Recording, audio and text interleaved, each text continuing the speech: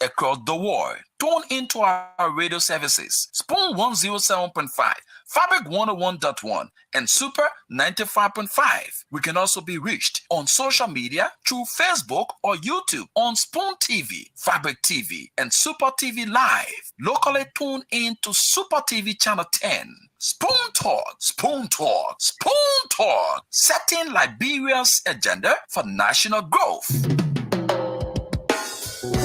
Yes, a special one from the CEO, stand coming with the spoon. And your boy, Friday the South man, Charge James on the beat. The spoon to get your information. To the spoon to be part of our discussion. Spoon, spoon, spoon television. Spoon, spoon, spoon radio station. Spoon gonna tell you what is happening in Liberia. Spoon gonna tell you what is happening in Monrovia. Spoon gonna tell you what is happening in Africa. Just to spoon you will know. The children crying for starvation, just to spoon. You want to get a news update, my brother, to spoon. You want to know what is happening, Moravia, to spoon. Politicians want to make their decision, just to spoon. You want to know what happening in the ministry, to spoon. Yeah, to spoon. Yeah, to spoon. You from Funjama, Maryland, to spoon. Yeah, to spoon. If you eat keep on graduate, my brother, to spoon. You got a spoon TV, you got a spoon radio, to spoon. Yeah, to spoon. You want to get a news update? A special one from the CEO, stand coming with the spoon. And your boy, Friday the South man, Charge James on the beat. To the spoon to get your information. To the spoon to be part of our discussion. Spoon, spoon, spoon television. Spoon, spoon, spoon radio station. Spoon gonna tell you what is happening in Liberia. Spoon gonna tell you what is happening in Monrovia. Spoon gonna tell you what is happening in Africa. Just to spoon you will know. The children crying for starvation, just to spoon. You want to get a news update, my brother, to spoon. You want to know what is happening, Moravia, to spoon. Politicians want to make their decision, just to spoon.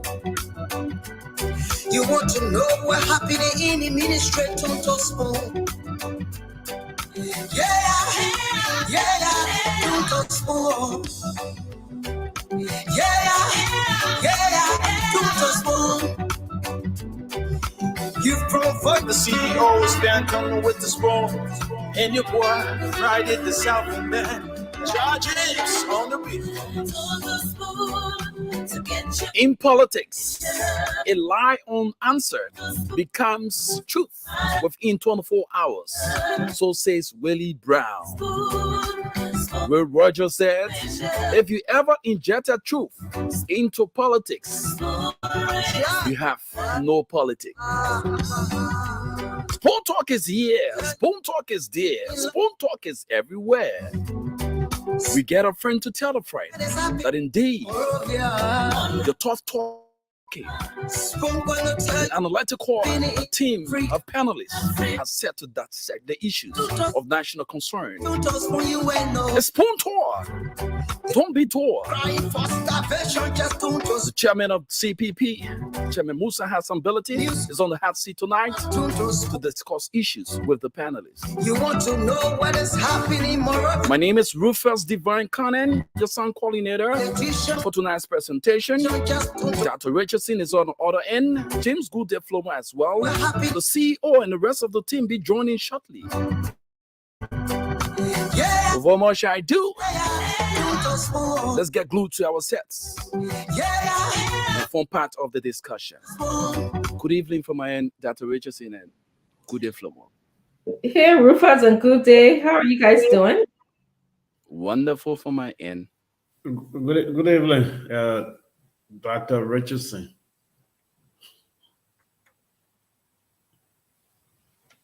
You are muted. You're muted. I asked you why you got this smirk on your face. Why are you laughing? Nothing. Very good, James. Good answer. Rufus, I see you for a long time. How you? I'm Aaron and what your name? Nelson. Yeah, Aaron Nelson. Yeah, Aaron Nelson. The other When guy. I'm here, you're more like busy. You're not on set, so we've been missing each other. Only one day off Thursday. That's it. But I've been seeing you on one of the sets. You were here, and we started the discussion before the CEO came in. Oh, okay. I guess. Anyway, my bad. So how the city to Hamarovia? Yeah, the city, just the judiciary put up a rate for the finance minister. It was sitting for 3 months now. The man putting hold on their activities. I know, right? Exactly. And the holidays are around the corner. You know, people got to at least try to prepare for that, and you can't prepare for that if you don't have money in your pocket. So somebody at least got to answer. I'm happy that they're trying to make someone answer. Say put your mouth where your money is. So that's why they don't want to get involved with other things because the money is not in the pocket or in the purse to put them off into those areas that it should be. There should be transparency, and somebody have to explain to the Liberian people why is it that they're been working and contributing and getting up every morning, going to an office, staying there from 9 to 5, leaving their families, their children, and they're not getting paid. That's abuse. So at least somebody can explain to the Liberian people, and I'm happy that someone's speaking up for them. It's unheard of. How you just get in like you go into a class for hour. Nobody telling you anything.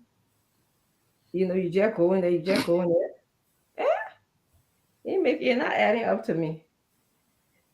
But yeah, anything else we need to do? Jim Kude, how is it over there in that part of the world? Nothing bad though. We here following you people. Keep following. There's more to come. Yeah, we're following every development. That's right. Keep following. We're following every development that taking place in and out of Liberia. And that's exactly what a good journalist and media person is supposed to be doing. Yeah, and yesterday again, Senator Prince Johnson was at his best, and he did not hold back. He said, what I listened to, he said Cummings, God revealed to him that Cummings will not make it to the second round. You're going to have President Weah and former Vice President Joseph Boakai going to the second round. But again, he said Nimba will speak during the second round. They are not happy. Promises that were made to them were not fulfilled. their people are not working. 30 jobs were recommended, but today nothing. And the people of Nimba are not happy. So they are watching during the second round. They will make a decision. So we can say Prince Johnson, Senator Johnson is going to be maybe at the back. Not the Johnson that we listened to who said he would campaign for WIA, but he said he's going to wait until during the second round. So maybe he will support Buaka in the second round or WIA because he already ruled out Cummings. He said Cummings is just an observer. Anyway, James, moving right along, you are the leader of the Gold Monument Club. Yeah. And I'm sure you can attest to when people are speaking from the heart of God, from the words of God versus when they are speaking from the words of their own mind. So I don't pay. You've been senator for how many years? You develop your content, and you now talk about the people of Nimba County will speak. Who made you speak out of the people of Nimba County? How many people there may I beg you? You're sorry. No, man, something you can check get up. You using God's name in vain like that. No, but I think the Bible also what is it? I'm sorry, I'm not too familiar with the Bible. There's something in the Bible that I shall not, I don't know, touch my anointed or whatever. You are not. You are not. I mean, Prince Senator Johnson. By who? So who revealed to you that you got money club president? Somebody revealed to you that you are not. How do you get a not? I mean, he been preaching. He went to James. Stop that thing there. He went through the ranks of fire. No, James, stop it. Stop it. Those are revelations. Many people listening to us, please, I beg you. James. Those are revelations that we cannot, what we do at time when revelations like that comes out, you don't just say, or you don't judge the man by the way he appeared or the way maybe his past history, but sometimes you just go by them. You just go by them and keep on going, just for future references. Maybe we will go to the 2023 election and Cummings will make it to the second round, and then we will say, but hey, Senator Johnson said this. The late TB Joshua, I think he revealed that woman was going to win the American election, the 2016 election. And after Trump won, we went back. There was also a female wearing, I forget her name. I think her name is Laura something. She said that Joseph Bucka was going to win. You remember that? Yeah, in the US, she revealed. So and then we look at these things. We look at these things. And what happened? He did not win. He did not materialize.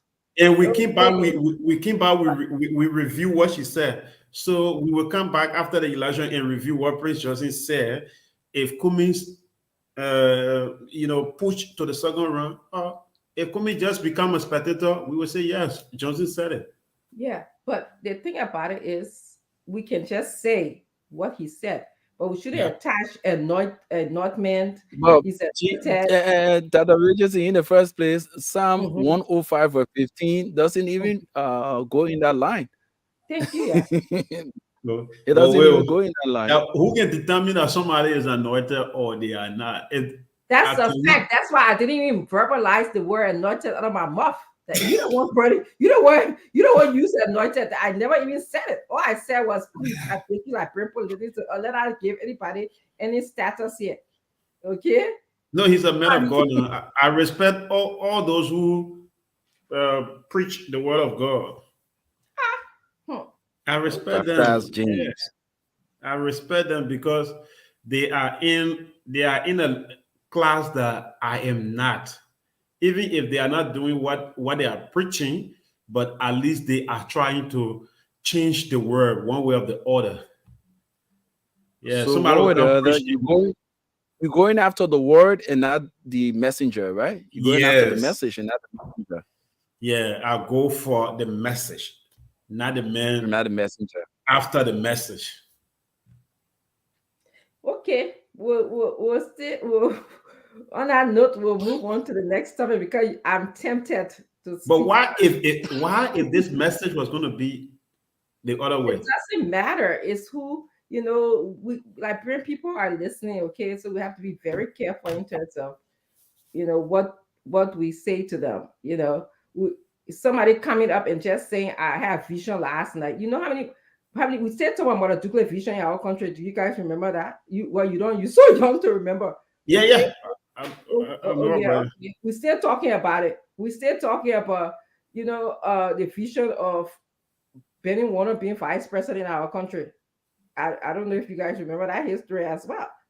Okay, so we have to go by evidence, rule of law, the Constitution. We can no longer just because somebody get up one day, say I have revelation that this is supposed to happen, whatever. Then we say, oh, that's it.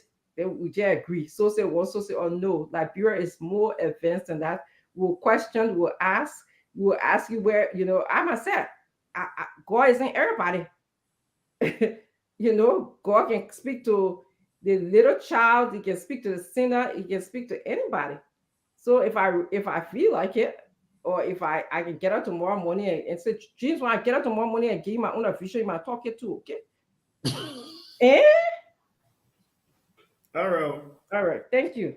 So moving right along, we're gonna have the fascinating, exciting, dynamic chairperson today on the show, right? Yo, and I'm told he's coming, and he will not hold back. Everything Yeah, that been happening, everything from the ANC to Liberty Party, he's coming to reveal all. Yeah. absolutely. So today we'll be listening. It'll be hot fire. That's a good thing about school, Like we give the information, we come here, we ask all the right questions, and everybody contribute to making the show great. Rufus is ready with the sound quality, the calls, good day ready with all his research, all the video for us to play. We're asking all the questions. CEO ready. He moderate the show well. Everybody got something to offer, so that's the best thing about Spoon. So I'm ready today. I have some of my questions all written down because I want to be fair, in asking my questions. I want to be very, very objective. I don't want to be subjective. I don't want it to come because I know, it's for transparency. I know Mr. Billy very well. He provided a lot of, guidance to me when I was in Liberia last time in terms of, telling me where to go, how to go there. He was very supportive. I have lost my niece in the country. He was very supportive in terms of calling me to make sure that I was okay. So I know him, but I wanted to make sure that whatever questions that I ask him is in the best interest of Liberia. It wasn't based on my friendship with him or anything like that. So this is, and I hope that all the other panelists will come and ask questions that will again highlight how can we improve our country, how can we better our country. So yes, I'm looking forward to this show as I wait for the rest of our panelists to come on. Yeah, so let's see, let's wait and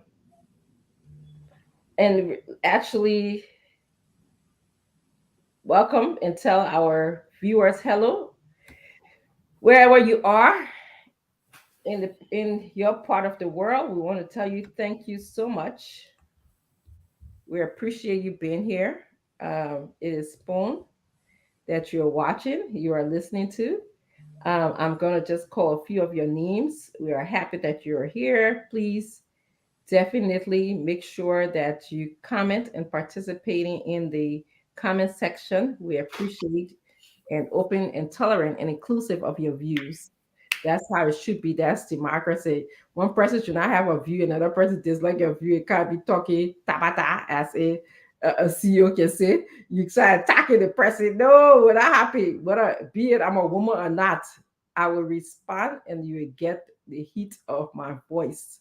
So you can attack me, you can cause me from here to judgment day, you can attack me, you can talk my children, you can do no force who will stop me from expressing my view on a particular issue. So please, it's not 2023 yet. It's still early. You got more days to do that. Whoever, all of those who are attacking, I live with a family. My children know who I am. My husband knows who I am. My family, my friends, they know exactly who I am. So you can do any amount of attacking. It doesn't stop you from having a view on any particular topic, just for the record. And I don't fight women. Actually, if you watch me on this show, because I know when you live in a marginalized society, women get affected a lot. And so some of us women, we are at different stages of how we manage marginalization. We get emotional and physically and mentally affected. So, when you can say anything about me as a woman, I tend not to even respond to you. However, though I do, if I have to say a fact about a woman, like for example, if I have to speak something about, Charlene Bronskin is in the race, that's a fact. Charlene Bronskin presents certain leadership quality. That's a fact. I would say that, but I don't go for my friend woman. Those men who perpetuate the systems of injustices. That's the people who, I can have some conversation on that. And plus, one of the good things you guys know in the country, we got options. We got legal options here as well. So if you really, really want to defend someone's character, there's legal options as well. Hey, Stanton, how are you? How you doing, Dr. Richardson? I'm very well and upbeat. Good. How you doing, Rufus? Oh, okay, go ahead. I'm trying to try. Am I on the wrong program? No, you're on the right program. I was just about to welcome our viewers. I was telling them James, how are you? Am I on the wrong program? I don't want. Wow. Some time ago they said, "See, why you don't have no female on your show? Why you don't have no female?" Man, I'm gonna leave it like that. I asked Musa Benedict why we never have female on the show. Musa Benedict said they talk too much. So, me saying it. Musa Benedict saying it, James. I had a long conversation with Musa. He's coming. I hope he can expand on that. I said, Musa, why you got no female working at your place? He said, the only person I can keep is Wade. I said, why about? He said, no, man, I can't do that. Man, you want to put me in a situation I can't handle? I said, I know. How long it take you, James, just to say, I beg you, enough is enough, and just walk? How long? Not too long. Just 1 minute. 1 minute too long, sir. But I have observed this, James. Before we bring in the chairman, I have observed this. Always tell the female that they are right. You will have a beautiful day. They always want to be right. Just not that they want to be. Just tell them, say, okay, man. Just tell them, okay. Whether you're right or you're wrong, just tell them, say, yes. Thank you. I'm telling you guys, like my little brothers. Let me bring Musa. I sent Dr. Richardson going in the back for us to help you guys. Chairman, what's up? Chairman, you laughing too much. Good evening, guys. Good evening. Chairman, how are you? Doc, he lied on me just now. I don't want to be very clear. Never. I know. I never discussed anything with Stanton. Oh, I know. I'm surrounded by some of the most powerful. Last night, Musa and myself were talking. I said, Musa, people calling me and say your sister just came on Facebook. Musa said, well, man, that's what you see. Only what power I keep in my office. I can't keep anybody. I said, Musa, for real? He said, yeah. I said, But, if it's not Dr. Richardson, then Mariah. If it's not Mariah, that's somebody else. Only God money us, Musa. Only God money us, my man. Only God in heaven. But I will say this to my two young picking on the show. I know you want to say something, Dr. Richardson. No, I was just step out for a second. When I'll be right back. I'm listening, but I'm just going to be in the back for a second. Okay. I will say this to my two young folks here on the show, Musa. The best advice we can give them openly, just apologize to the women and just say they are right. Yeah. Each time you do that, I agree. God gave you another 10 years to live. Never ever. You know, Stan, you know, in Mandingo, they say the only thing that can remain, you can that is sweet while you beating it is drum. So if you want to succeed with women, we are losing you. Your say internet, yes to them, Chairman. Your and internet. later on, Chairman, we are losing you. Your internet is skipping. what? If you can hear us, your internet is skipping. Maybe you want to see what's going on. Yeah, get out and come back in. Probably, we're not hearing you, Chairman. Kev Hassan. Well, thank you for joining us, Kefiko. Yeah. Everything. You know what? And what you just said, that's true. You know, it's one of the things that I have problem with. You know, I always want to prove. But James, come back. James, come back. We're talking to you guys. Come back, James. Yeah, I always want to prove myself, but since you gave me that other advice, plus this one, I think is better. No, I seriously, and I told you, listen, Kev, we are not perfect, Kev. But one thing you learn in life, and your mom will tell you. But sometimes I just say you're right, even though you're wrong. But I just say you're right. Just say you're right. Perfect day. Kev, you're gonna have a sweet dream. Mm-hmm. You're gonna sleep well. Mm-hmm. Never argue with a female. Never, no. No, look at them and say they are wrong. No, how dare you? Don't call them names. Hey, man. Don't even hiss your teeth at them. Kev, when I used to work, what a veteran hospital, the nursing home, the assistant living, everywhere I worked, Kev, my job used to be so easy. You know why? You know, as a nurse, working on the floor, man, among all those women, they will buy you lunch, they will buy you everything. All you need to do, yes, ma'am. Thank you. Oh, you are so nice. Just give them that praises. Again, you go a long way. And there's a public network. We're going to leave it shut because we don't know who's watching. But you go a long way when you can appreciate them, when you can tell them thank you, when you can be so nice to them. Don't argue with them. I see some of my friends arguing with the sisters, arguing with females, and making the case. No, you're making a mistake. Dr. Richardson can go up and come down. I said, Dr. Richardson, I don't like what you do. She would talk. I said, okay, Alas. I said, okay. Alas, I said, okay, you're right, Dr. Richardson. So now I say you're right, it's done. It's done. We're gone. Yeah, you're never right. I told Kev Hassan, I said, Kev, all these things that are happening, just do X, Y, and Z. See what happened. Kev can give that testimony today, James. He did exactly what I asked him to do. The rest is history. Now, guess what? They're backing Kev. Instead of Kev backing, they're backing Kev. I figure we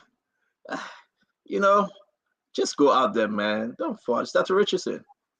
We love you, Dr. Richardson. You are one of the best on this program. Not that we really just can't get mad at you. We do sometimes, but to tell you the truth, you are a sweetheart. We appreciate your family. And we stand by you in every way. We stand by you. You're our sister. You're our mother. You are everything. And here comes Mariah. Mariah is our sister too. It's just hard to just keep you guys away. But Spoon Talk for everybody. We stand with you. We fight with you. We protect you. We defend you because you are our sister. But, you get the last word. You get the last say. And we appreciate I know you're going to gossip them like hell. Yeah, we got our separate chat room. Chat room. We cannot bring that in as chat room. No way. I always thought so. I suspected that. Yeah, we do. I should tell you on the show now. The chat room you're in, that group chat, is not the only chat room. We got our separate chat room that we post pictures and things. We don't want you to see it. That and don't matter. Even that chat room, there are other chat room that are yeah, I've got an old chat room. Yeah. Yeah, I missed your call. But it's good. Chairman, how you been? Okay, I hope the internet is much It's better. better now. You good? You really good? Okay. Yeah. Okay. So how's everything, my man? How the family? Well, good. Monrovia. 11 months to go, man. Can't wait for this to be over, man. Wow. Yeah. Wow. Can't wait. It's just better. It's like this, But why, Chairman? Let's get into this. Why it's like this? Why we just? Like tomorrow is election day, yeah, right? I would say this to you. Tomorrow is election day. Barack Obama, Joe Biden, they were in Pennsylvania this weekend. Folks going all over.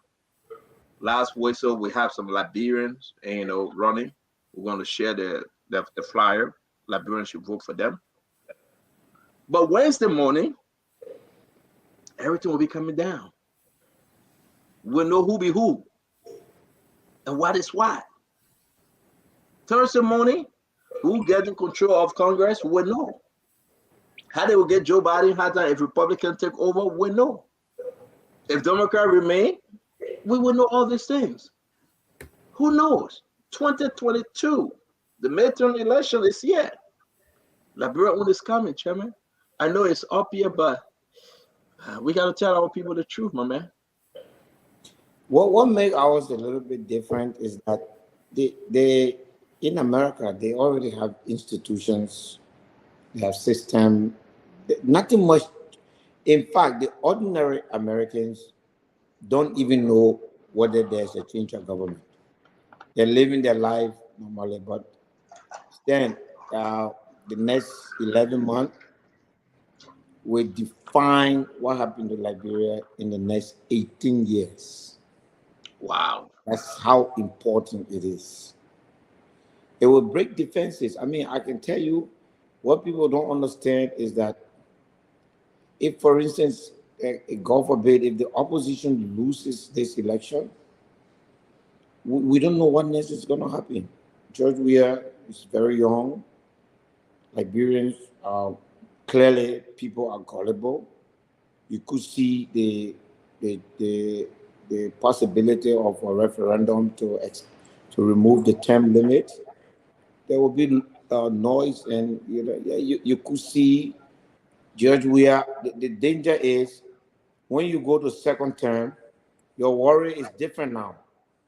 It's your legacy, your security. You worry now about who becomes the next president, because that president is supposed to take care of you, make sure you are okay, and make sure there's no recrimination. It's a whole conundrum that so those of us who feel that way, we're worried.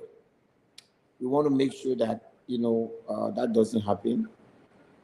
The CDC is like, what's going to happen to us? It looks like if they lose the election, you may not have a CDC. They may disintegrate. There will be recrimination. There will be finger pointing as to who is responsible for the government failure. So there are a lot of uncertainty. In all of this, what I see as really, really encouraging and heartwarming is Liberian desire against violence. It is clear that Liberians don't want violence. There's been a lot of provocation, and the fact that they rather look to the election to make their view known is a very good sign. We hope that will continue. There are things that on a normal day could cause chaos. Look at the rice issue. This country had turned upside down in 1979 for rice business. We went into a crisis very similar to that. Liberians were not prepared to be violent. In spite of the difficulty, they went along until the problem is now, easing down. we have to commend ourselves for that. And there was no public excitement by politicians, opposition politicians, to say there is no rise, we should get on the street, we should demonstrate, we should change the government. So, that's the encouraging part. So, hey, man, 11 months for my life, over 50 years, this is a defining moment in my life. I don't think I will have. Are you, Chairman, I want to say something. Are you saying this because your opposition to George Weah and CDC? Or are you saying this just as a Liberian, knowing that the country is transitioning very fast? No, as a Liberian, you may have different view as to what is happening in Liberia, but it is clear that we need a better country. I mean, even if you are in the government right now, you deep down in people's heart, they wish that it looks different. They wish things are a little more responsive.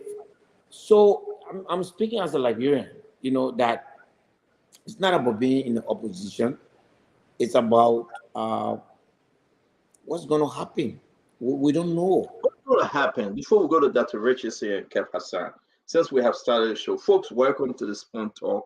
Share our video. We got Musa Hassan Bedete, Chairman Liberty Party. He's our guest tonight. We're going to discuss everything plus more. We'll be discussing the election. We'll be discussing Liberty Party, the reconciliation. We'll be discussing CPP, Musa Bedete CPP, and the way forward. Let's talk about the May West Glover, the CPP Glover. We're talking about folks. Now, a lot of stuff will take our time to discuss. I hope nobody join us, man. I'm just happy that we're good like this. We'll have enough time to ask questions. But I know these guys then will not stay by the way come at all. But let me ask you, Chairman, you talk about the country, Liberia, where you sit, business-wise, you're running to be representative for District Number 7, Nimba County. The people of Nimba County, they are complaining now. They are complaining seriously. Let's look at the front page newspaper. Let me start off with this one. We'll get to your other stuff. You from Nimba, so let me hear you. Front page, our own friend, he coming up with this. And he said that, James, what happened with the flyer again? Front page coming up with this. No Nimba endorsement for Weah. They are asking the question. No Nimba endorsement for Weah. The next question, crisis looming in UP. These things are information that we're receiving. And just hold your peace, hold your peace. Let me lay this thing off for you. The next one is this letter from Senator Prince Johnson. He calling all his forces. He said we need to have an emergency retreat. Nimba County Senator Prince Johnson is concerned whether he can openly endorse is in the chat room that Richardson, George Manor, we are again. It's not only Prince Johnson, Jeremiah Coon. Sorry, this is not Jeremiah Coon. Give me the Jeremiah Coon flyer, please, James, if you can. This is not Jeremiah Coon. Jeremiah Coon, he's complaining likewise. What's going on, Chairman Belletti? What's going on with Nimba? You're asking the people to vote for you. What's going on that Nimba now falling back? They are falling back, my brother. They have options. That's why they're falling back. I'm here. I'm from Nimba. I'm in the CPP. We're going to offer our country a better option than they have right now. And so we're happy that it's happening that way. The CPP has a better option for Nimba, and we're going to offer it to them. We look forward to that because I was going to ask the folks from NDR that question eventually during the campaign, because I mean, what are you taking back to the Nimbayans as to the price for supporting the government? Because there was an agreement signed. We all have access to that agreement. So we're now going to find out Was that agreement implemented? Why was it not implemented? Why are you not talking? So I think that the NDR is being a pragmatic political organization. It is tuning itself to what is happening in the country. Nimba is asking questions. Nimba wants to Nimba know. is 33%, almost 33%, between 30 Then 33% of Nimba the has decided. population in Nimba has, Liberia. Do you think, let me rest with this, do you think that they wasn't served right? Prince Johnson gave it all to President Weah. Jeremiah King, he gave it all. You're a friend to the president, chairman, but your people are saying, listen, you gave us only one position, telecommunication. That position you gave us, people aren't writing letter anymore. I can sit here and send a quick text to Dr. Richardson or you. In a split second, you get it. Telecommunication aren't doing nothing. Why would they treat people from Nima that way? Why? but I don't know. I'm not there. I'm not in. I want to ask MDR that question. And then if you look back at the last government, you see, you have to compare it. If you look back at the last government and you look at the number of Nimbayans that were in that government, then you know that there is a massive difference. How is this government capable of restoring that in the 11 months when the position really doesn't matter anymore? Most of the people are going to be taking break to go for vacation. So many things. At the end of the year, the legislature is going for break. They won't come back until after election. The question is, what happened to the 5 years? There is the meter still issue where the money that's also come to the county is supposed to be in an escrow account, but it's not there. There are issues, and I don't even know why it is coming up this late. I guess maybe internally there have been.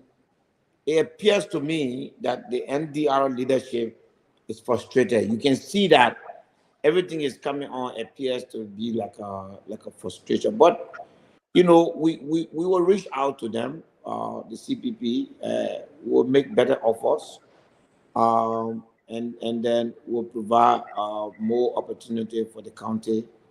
And we'll see. But I don't know what is happening. I'm not in the MDR, but it is serious.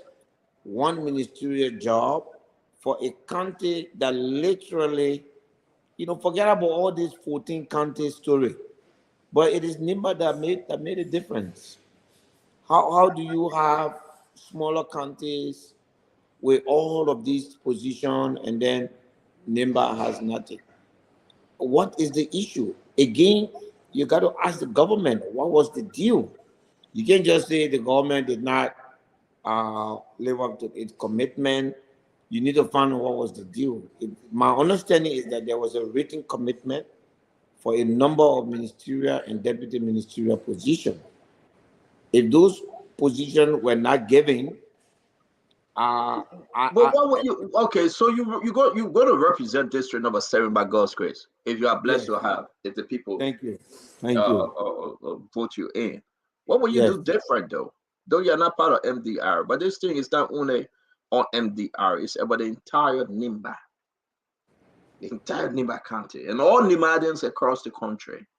one What of will the you things that do, Chairman? What will you do differently to force a certain government that they can open an avenue that those folks be represented accordingly? What will you do differently? first of all, I will remind the government that if you do not look to this country, don't expect this country to look to you when the time comes. That warning coming 11 months to election, it looks a little bit too late to me. I will raise the alarm as soon as the first cabinet is formed and say there's no even if, first of all, we're going to be in the government and we're going to win Nimba, and so there will be majority of the there will be serious representation from Nimba County.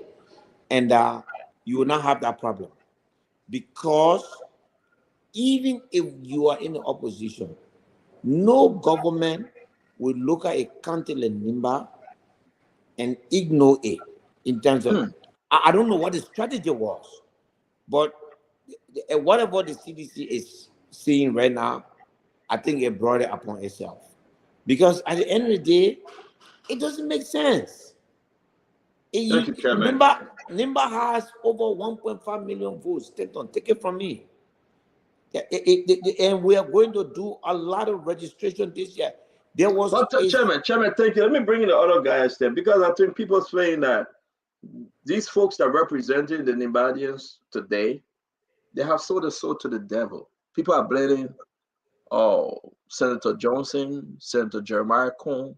They are not fighting for Nimbadians. They are not making the case. They side with the government, side with this CDC government, and they have just gave it up, said it's okay. Give us the crumbs. I don't know. But let me bring it down to agree with Richardson. it. Let me bring it down to Richardson, because it's true that Dr. Richardson. Well, Stan, can I answer that? I think because that's a Oh very yeah, important please. point that Yeah, please go ahead. I don't agree with that, because the Constitution gives the president the right to decide who he or she appoints.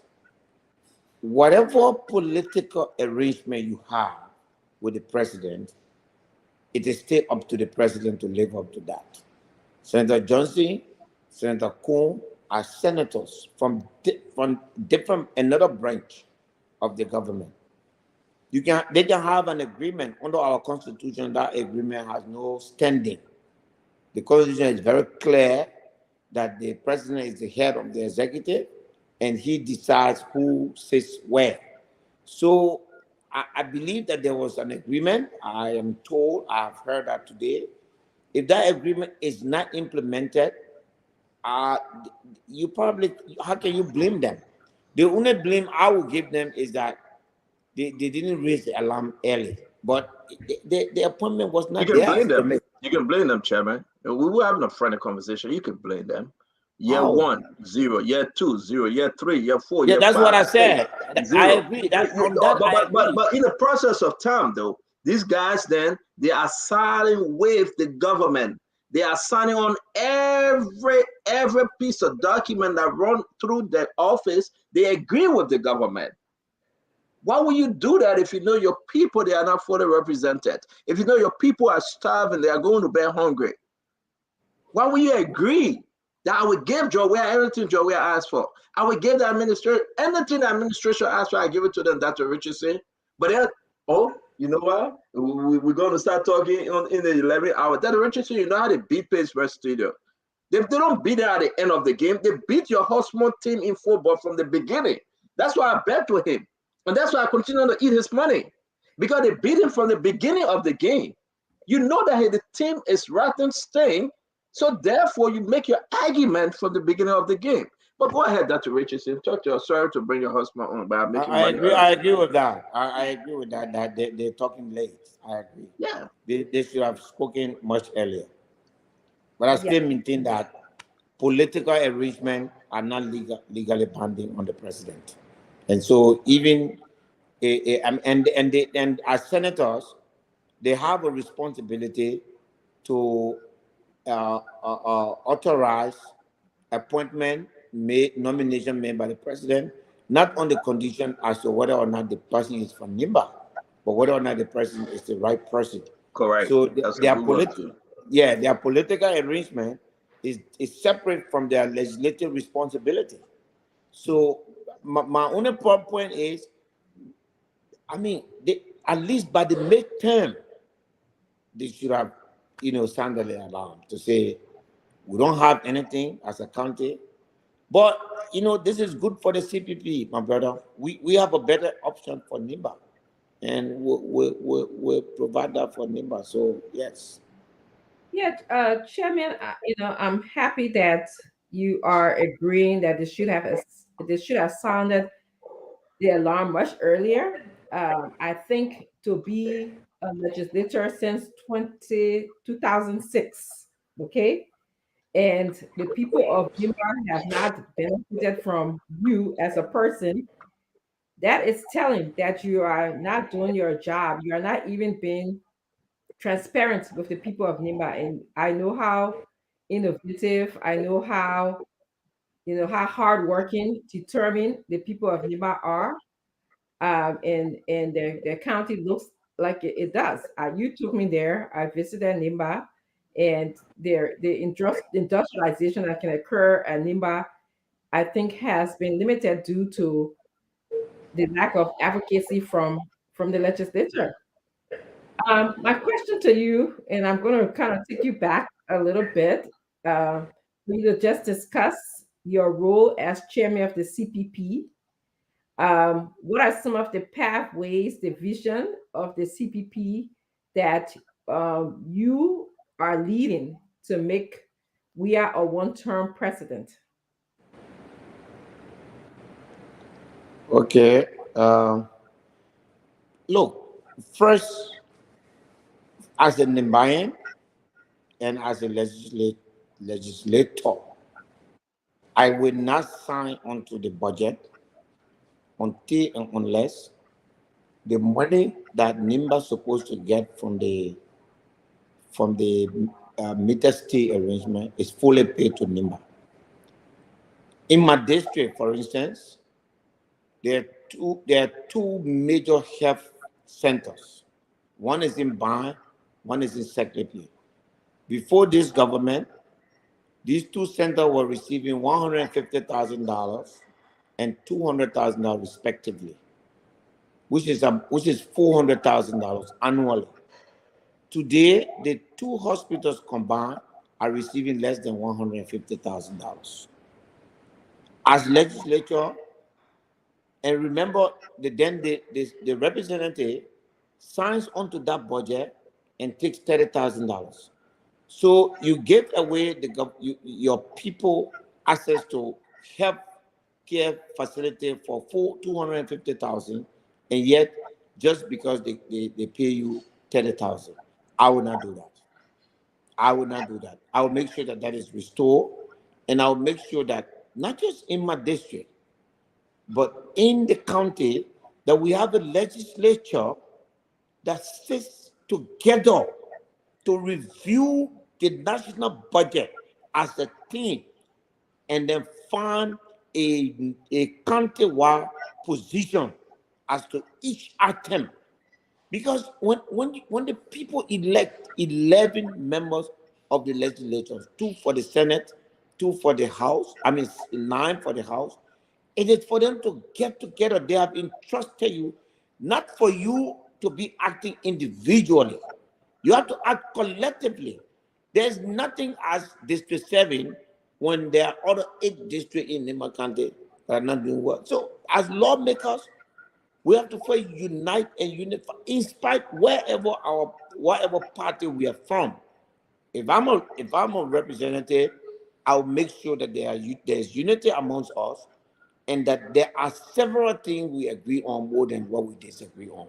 The welfare of our people, the condition of our roads, the government responsibility when it comes to healthcare, education, access to financing and other things, that those things are unconditional. And we will not touch the national budget unless those things are taken care of. That's how you build a big country stature. So if a government realizes that there's going to be a budget that Nimba County is not signing onto, trust me that they will not pass that budget, because that will put them against the people of Nimba. So that's the kind of thing you will do. But successive government has succeeded in dividing Nimba legislators to the extent that they don't agree on anything, because that's the only way government can have their way. We will change that. We will surround ourselves. We will try to say, look, no matter where we are from, let's look at our people's interests. Let's make sure that their interests are addressed, the issues in our country are addressed. Do you know that the entire Nimba County, there's only one pickup for the security forces? Wow. One pickup. In a country of over 1 million people, 6 cities, there's only one pickup. There are several things that have to change. Nimba gave the government of Liberia over 30% of its revenue. We get nothing in return. That has to change. But now we should be making laws that ensure that a percentage of revenue generated in the country stays in the country. It brings about competitiveness. So yes, I'm going to represent District 7, but beyond and above District 7, I'm going to represent Nimba County. And any serious government you want to run a country, you got to make sure you take Nimba seriously. For Nimba to have one minister, it's a joke. How have we allowed this to go? We don't know. I mean, it's not my business. From an opposition point of view, I will take that case to the Nimba people, and I can tell you, under our CPP government led by Alexander Cummings, we will have nothing less than 5 Nimbayans as cabinet minister. We'll fight for that, and we'll push Mr. Cummings' hands to do that, because you see, you have to be proportionate. When you want to represent the country, you have to look at where the majority of the people are. And your government have to reflect that. Of course, you can compromise competence. You can compromise all the other quality of a good administrator. But we got everything, Nimba. We lack nothing. Let us bring in more question. I know you're so passionate with this thing. That's Rich is saying your next question. No, she's muted. Oh, oops. Can you hear me? Yes. Yeah, I hear you now. Okay, so my second question to you, and I wrote this down last night. I wasn't on the show, but I went back and I listened to the show, and I also got a few people texting me. The UP party chair was on the show, stated that CPP were in conversation with them with the hope of uniting CPP. Can you clarify that as the leader of the CPP, that you are very transparent with the Liberian people, and your interaction with UP, if there's any, is not an isolated interaction? You work according to the executive committee or CPP and the standard bearer, and you also work within the best interest of Liberia. So can you just clarify what was said on the show last night? Because I got a lot of conversation about that. There's conversation between UP and CPP. First of all, that I am not the political leader of the CPP. Mr. Alexander Cummings is. And therefore, political negotiations are directly under his auspices and his direction and his leadership. I will engage politically if he asks me to do so. He has not done so, and therefore I've not gotten engaged with the Unity Party or any party to talk about united CPP. A united CPP should be in the favor of the CPP as it is. But let me tell you what I have done. I've reached out to the Unity Party chair to tell him that, look, while it is true that you have your standard bearer and we have our standard bearer, there are a lot of things we can do together. Number one, you and I as chairperson should push our standard bearers to have a meeting and make a public declaration that the opposition is united and that our focus is the CDC government, and that we should ask our supporters to refrain from attacking one another. And if we try that, it works, we should take a step further to say, maybe since we have stopped attacking each other now, we're building confidence into each other, we should go to the next step, which is we have our respective candidates. There is no way you're going to have a three-party runoff. Based on the history of Liberian politics, we will have a second round if there are three main candidates running. So maybe we should agree as opposition, like it was done in 2017 through the Ganta Declaration, that we should agree that Vice President Bwaka and our standard bearer, Mr. Cummings, are running. Maybe at some point in time, we should push ourselves to agree that even though we have agreed not to attack each other, even though we have agreed to focus on the But you gave us something that just now. I'm sorry to interrupt you today, man. But be serious, Chairman. Don't waste our time here, bro. No, you let me speak. Oh. No, man, Kev. Let me finish it. Don't bring Kev in. I'll finish talking. No, you are finished talking about all this thing you said. Say the truth. Tell the people exactly what you want to say. Yeah. We're hungry. You relaxing home. You have eaten. But say the truth tonight. Don't play around this thing. We will come. Listen, second round. If you don't solve this problem in first round, second round, everybody for themselves go for all. Hey, Stanton, listen to me. All right. I'm gonna mute. Go ahead. Thank you. God bless you. So, Stanton was not in Liberia during the war. But during the war, who told this guy this thing? No. During the war, there was something. I was working in Dr. Sawyer's office. May his soul rest in peace. There was something the ECOMO brought. We call it confidence building. Confidence building. You build confidence. As long as the opposition has not built confidence, they cannot have a major agreement. We are at the lowest level of confidence among ourselves as opposition. We can start to build it up by first tackling intra-opposition attacks. When we deal with that, we can take it to another level to say we will, as opposition, commit to each other that whoever goes to the second round, the rest of us will rally behind that person to go. You can even go further to say, as we go through this election, we will set up a technical committee to continue to review our chances and make decisions based on those revisions as we go about in the election. You can never talk about opposition unity when there's no opposition confidence. That's why CPP failed. CPP failed because we never tried to build confidence in the first place.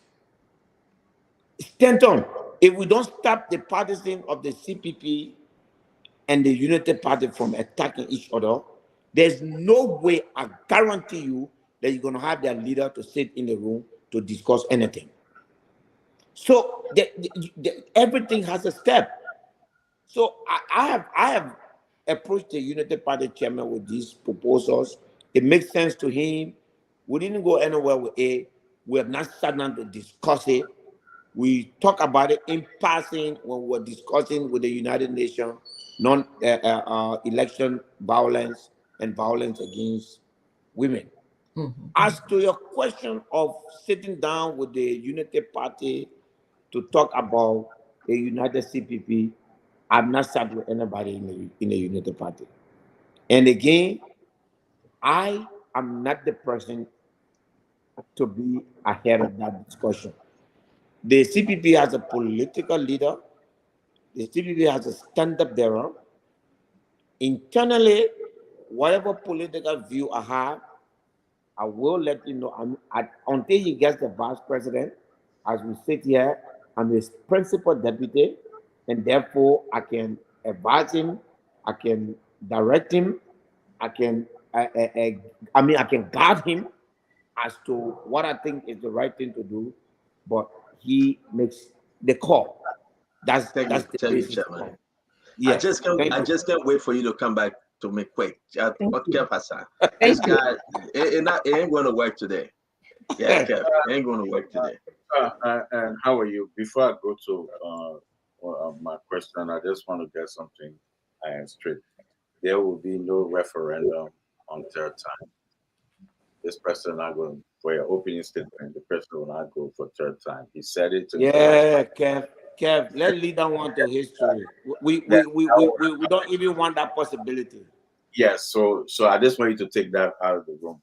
But you said something. You said you never sat with any UP people, Unity Party and head of hierarchy in the Unity Party for any discussion of collaboration.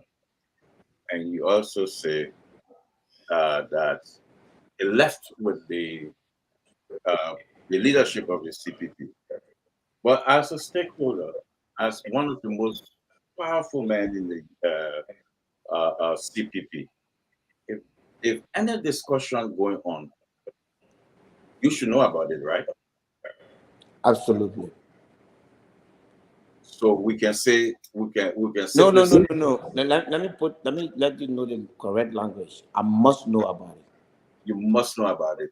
I So want you to know that the CPP is a collaboration and Liberty Party is a partner to the ANC. Nothing happens in the CPP without my knowledge as leader of Liberty Party. So we can safely say no discussion within the CPP and the Unity Party in terms of collaboration as for now. No. You see, let's get the language straight. Collaboration means let's collaborate on the issue of election violence. Let's collaborate to bring tension down. I told you, as chairman of the CPP, I've started that discussion with the chairman of the Unity Party. Now, for me, that's the meaning of collaboration. When you're talking about unification of CPP, that's a political decision. So the political head of the organization, if I have a view on that, I will sit with Mr. Cummings. He will know that view. He will go out there and propound it. If he has a different view, we'll resolve our differences internally, and he will carry out to go. There's organization, there's order in the CPP. We have a system that works. And everybody in the CPP knows. Yeah, Mariah also. Nobody crosses my line. My area of operation are protected jealously. But because I protect my area jealously, I don't try to fly into the political leader space. So let me just ask you Let's this. go on the first. My mayor thinks sure back. To go and discuss Let me- political unity is not my place. That is the Yeah, responsibility it's of not the your place, political. but if that happens, you will know about it. But let me ask you. I will know. Yes. You must know. That's Yes, I your must. Thank you. Must. yeah. At this moment, I'm not saying tomorrow, I'm not saying next week. At this moment, any confidence or trust within the CPP and the UP, any level of confidence or trust at this moment. The CPP and UP. Yeah, any level of trust at this or confidence at this moment between your two. Do you have confidence in them or trust or something that you can say at this moment? Unfortunately, the Unity Party has never shown any sign for me to see that I have confidence in them. Their actions, their attitude. I'm looking for that, and I hope to get it, but I'm not seeing it. It's not there. There's still an air of entitlement. There's still an air of either me or nobody. Kev, I reject that. You know, I look forward to a day where Mr. Cummings and Vice President Boyka will sit on the table with two possibilities. One, knowing that Mr. Vice President Boyka has been vice president, and therefore you cannot ask him to be Mr. Cummings vice president, but they should sit on the table with the possibility of Vice President Boyka letting Mr. Cummings be the standard. Wait, please. Can you slowly repeat what you just said? Please. Some of we were being distracted by Ken. Okay, Stan, let me warn you. I'm not a very clever guy, so it's difficult for me to repeat, but I will try. I don't easily repeat. But let me try. I'm saying I want the folks to hear you though. Yeah, I'm saying Kev asked whether I've seen sign from the Unity Party. Is that why you asked, Kev? That yeah, this kind of trust and confidence at the moment, yes. And I said no. I look for it every day. I wish to reach to a point where there's mutual respect, where the Unity Party will feel that I look forward to a moment where Mr. Cummings, our standard bearer, and Vice President Boyka, the standard bearer of Unity Party, will go sit down to discuss the possibility, two possibilities. One, that Vice President Boyka, having been Vice President before, should consider allowing Mr. Cummings to run and be the standard bearer for the opposition, and he support Mr. Cummings. And in the same vein, Mr. Cummings should also consider being a running mate to Vice President Boyka. The Unity Party has never reached a point where they consider that Vice President Boyka should relinquish the presidency for Mr. Cummings. So that respect, I have not seen it. I wish to see that, because that brings about genuine discussion. Because once you have that, it means that there are two positions, which is we are saying to VP Boyka, forget about it, Papi. You have had 12 years, allow us to start anew. And Vice President Boyka say, Mr. Cummings, you still got more time. Give me this, be my vice president, and then I will do one term and give it to you. So then there are two views on the table. The Unity Party have never reached to that point where there must be two views on the table. I look forward to that. That is respect. When you have respect like that, people discuss. Now, I have a political history, Kev. My political history is I've never betrayed myself. I've made a calculated decision to support Mr. Cummings.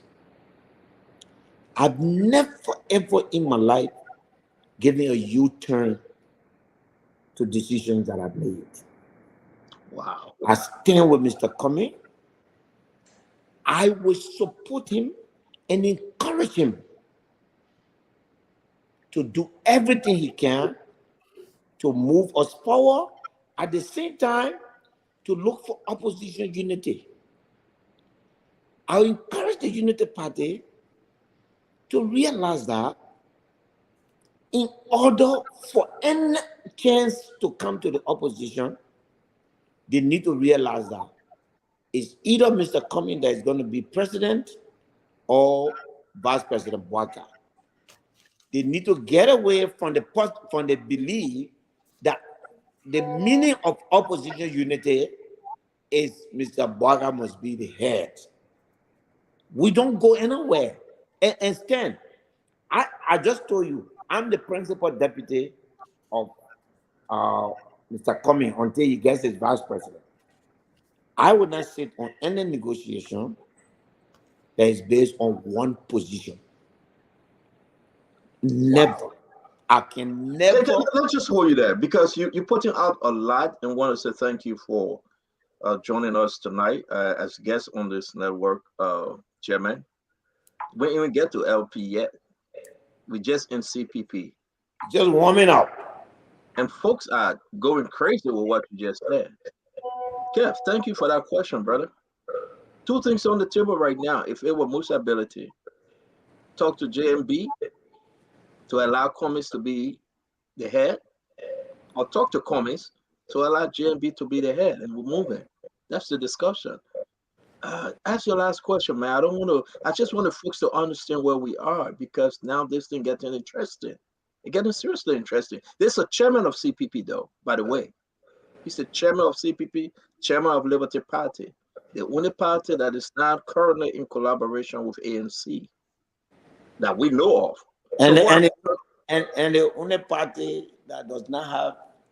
Anyway, just leave that one. Yeah, well, we'll leave that. Go ahead, Kev. Your last question. Yeah, my last question will be on that. So at this moment, there's no way you're right. You just throw it out. Mr. Cummings will be the standard bearer, and anybody who wants to join Mr. Cummings should come second.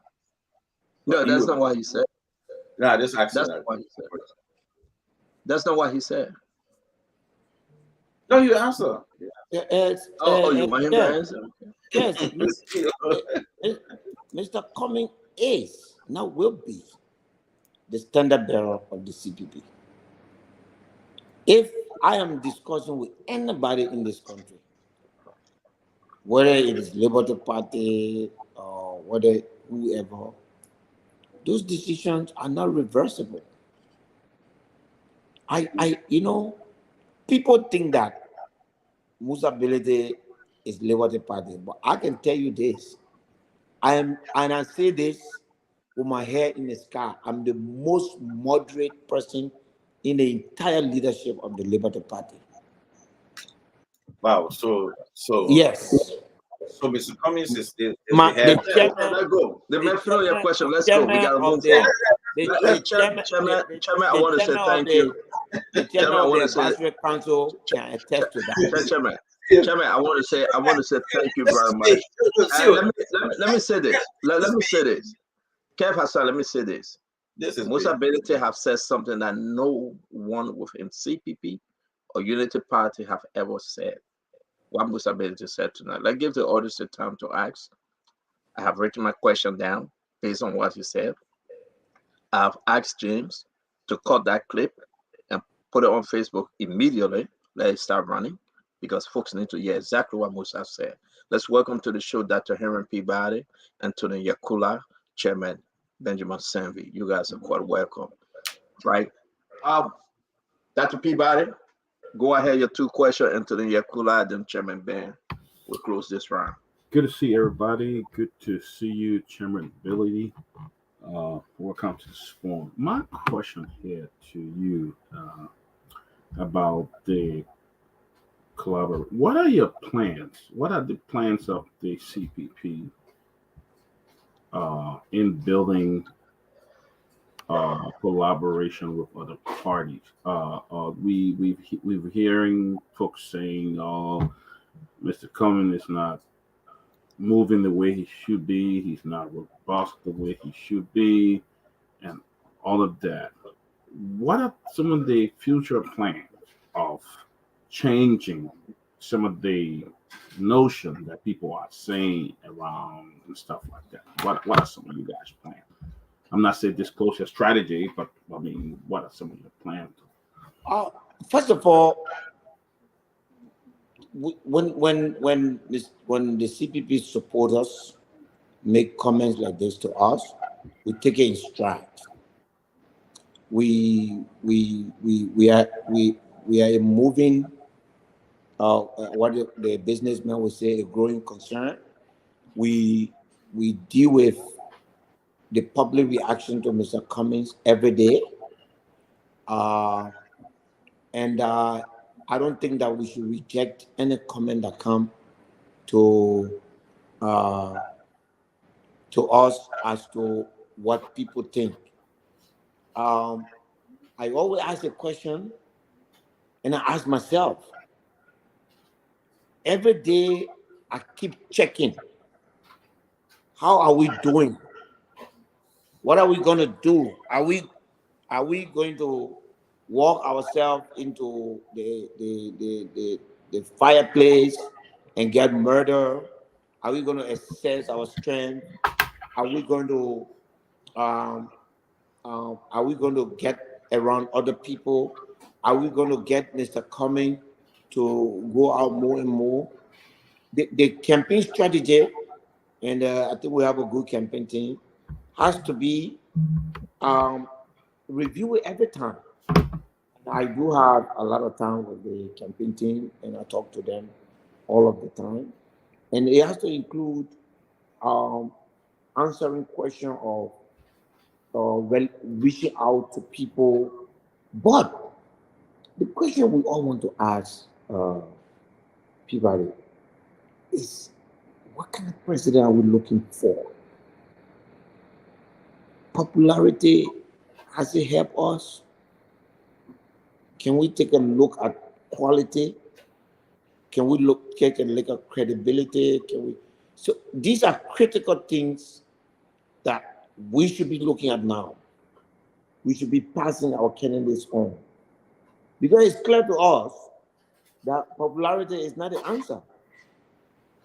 You know, President Weah is president today for one reason, and he himself has said that, because the people love him. It's for nothing else.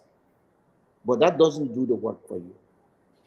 Your capacity to run, your capacity to make decisions, how you relate to people, how you become a leader, how you solve complex problems. So, today, Mr. Cummings was out there. On the weekend, he was out there. So I think the campaign team is listening to all of the criticism. And I believe that most of the time when people make this criticism, they want change. They don't make it to talk us down or to talk the campaign down. They want to see the campaign in a different mood. They want to see the campaign operate in a different way. We have all the different issues, all the different things to do it. But I believe that we should be making some changes. Which, you see the way I'm talking today, people, because people told me when I come on Spoon, I can be shouting. So now I've learned to be a little bit calm. So those people telling me that, Chairman, don't be combative. It's not like they don't love what I say or they don't appreciate me, but I allow people to criticize me. So every time I come, I try to appear different. I try to answer questions. I learn a lot. One of the things I learned is not to fight with Kev. The first thing I will do with him is to smile with him, lecture with him, so that he doesn't come from all over attacking me. So I got to find different strategy to deal with different. So Mr. Cummings has to do that. And I think that those are things that, he's learning every day. He's going out every day. And the campaign is going to expand. We have folks, we preparing a whole team from the U.S. to come and join the campaign. And, CPP is the good thing about us, Kev, is where you guys are failing as a government. We're showing leadership in each of those areas. So we're going to come, and then the quality of people.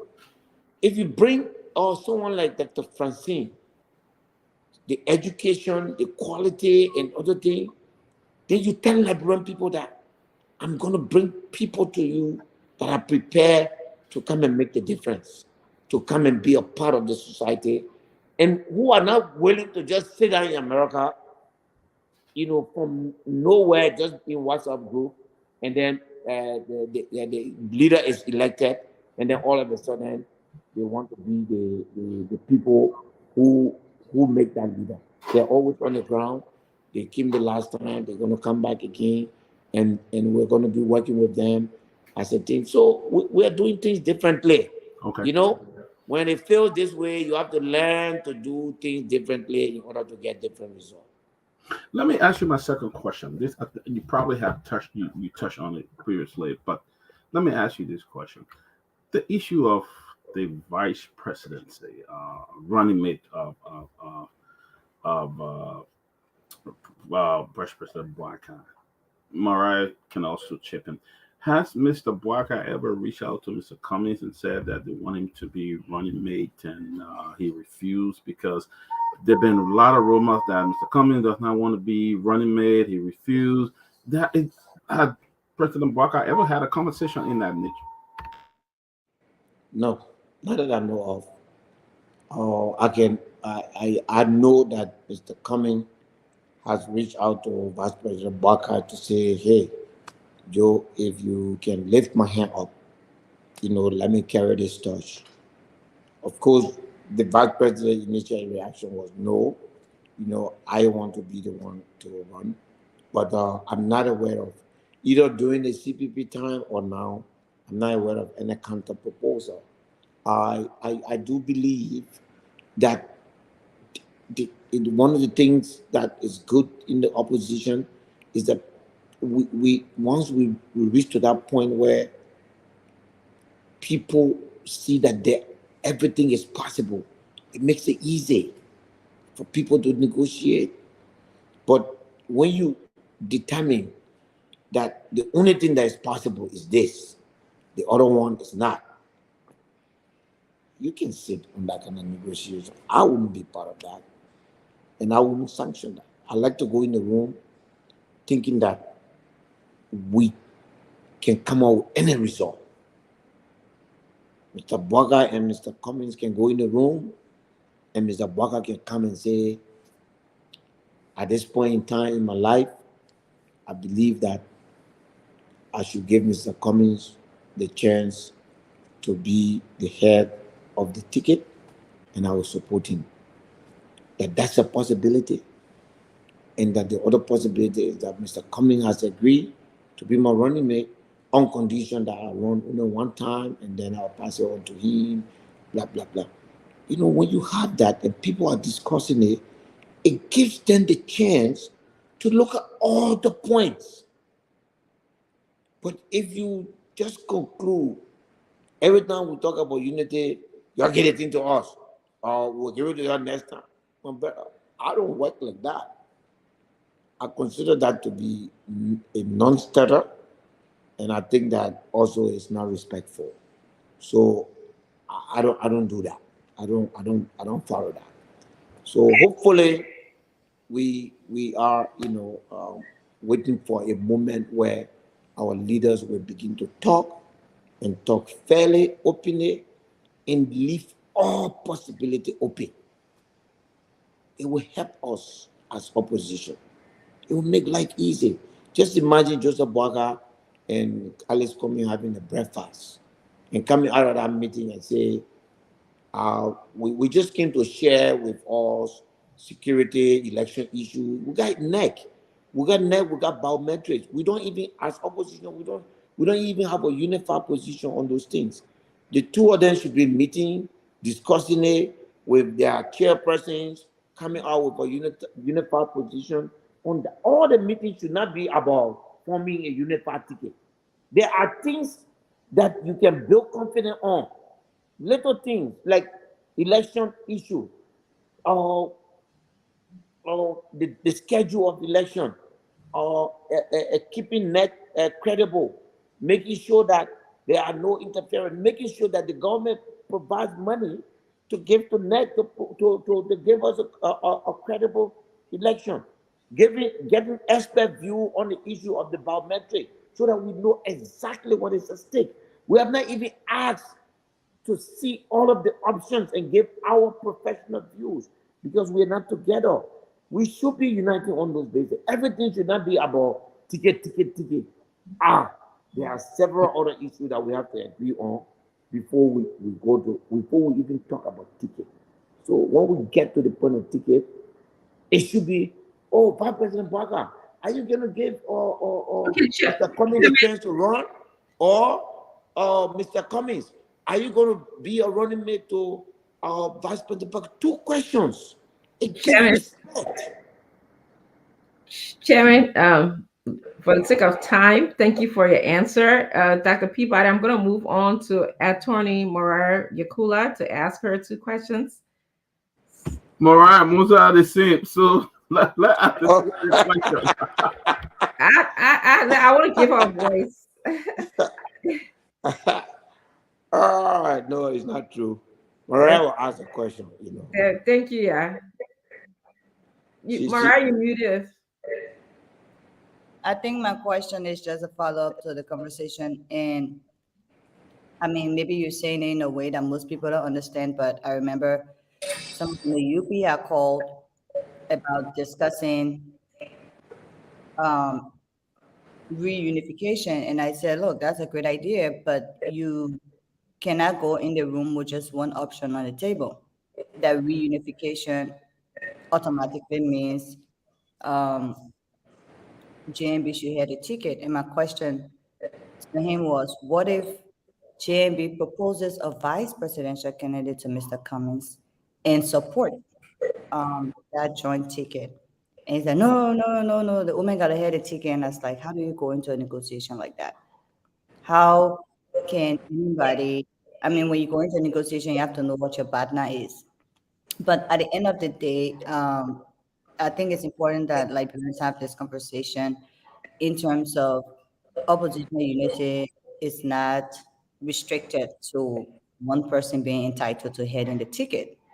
And which is, like I said, my follow-up to you is in discussing that issue, is that also an option that you think the Unity Party should consider, or do you think they're rejecting it because they don't think there's anybody within the Unity Party that is qualified enough to be vice presidential candidate to Mr. Cummings to kind of bring the opposition together, knowing that JMB may not be able to do the job? I mean, a lot of people say, oh, he's not even going to end one term. Why would we want to give someone the presidency if we believe they're not going to be able to end one term? So I think the question in regards to this discussion around opposition unity is, do you think the UP should consider, or Ambassador Vargas should consider, if he knows that this is what Liberian people want, a ticket where he can even propose to Mr. Cummings that I will step back, but I will be able to suggest and recommend a vice candidate to you from the Unity Party, with people who've been committed to the party, who've been supportive of the party, who are capable of helping to lead this nation, and that I would then transition over to them in terms of sustaining the party in the opposition. Is that an option? So, all right, there's, as a country, we have some deficit that spin around the entire country. I give you an example. President Weir left the country, no matter how they spin it, for 6 weeks. I can tell you this, nobody in that room, I guarantee you 1,000%, nobody in that room told President Weir that it was too long. I guarantee you. It's the same thing, even in the opposition. No one in the UP has summoned the courage to tell Vice President Bwaka, while we are pushing for opposition unity, for you to be the head of the ticket, can we prepare a second case scenario? It is about courage. I'm happy. I'm part of the CPP. I got no limit while in terms of comments. My discipline requires that I don't say it publicly. But I have no limit while I tell him. When we have courageous men in the room, all that thing they talking, no, we must have the ticket. Don't mind them. When they come in the corner, they tell us what they think. It's not right. I say this because again, like I said, I am not just the chairman of CPP. I'm a partner to the ANC in the CPP.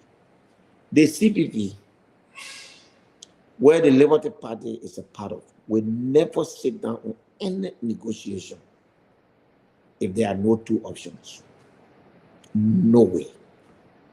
It is not respectful, it is not acceptable, it is demeaning, and it is just simply not to be considered. What happened is that when you have options to say, Ome Baka can be the president, Mr. Cumming can be the vice president, or Ome Baka can take this person and put Mr. Cumming, then what happens? There are other things that flows. What is possible with a coming presidency and Mr. XYZ vice presidency? How the country will fare? What is possible with Baka presidency? So we have not given ourselves the chance to explore the possibilities because we have not even stated the options. How do you expect me the day before I say I'm supporting Cummings in Liberia, I was the darling of the opposition. The entire CPP negotiation. Mariah, you were there, you were in the room.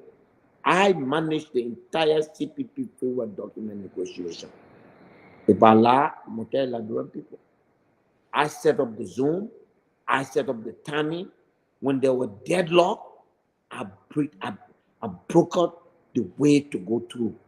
Everybody agree with me until I said I'm supporting Mr. Cummings.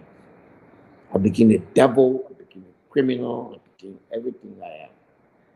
So where we are, I will never accept for people to tell me that my choice for president of this country is not a good choice.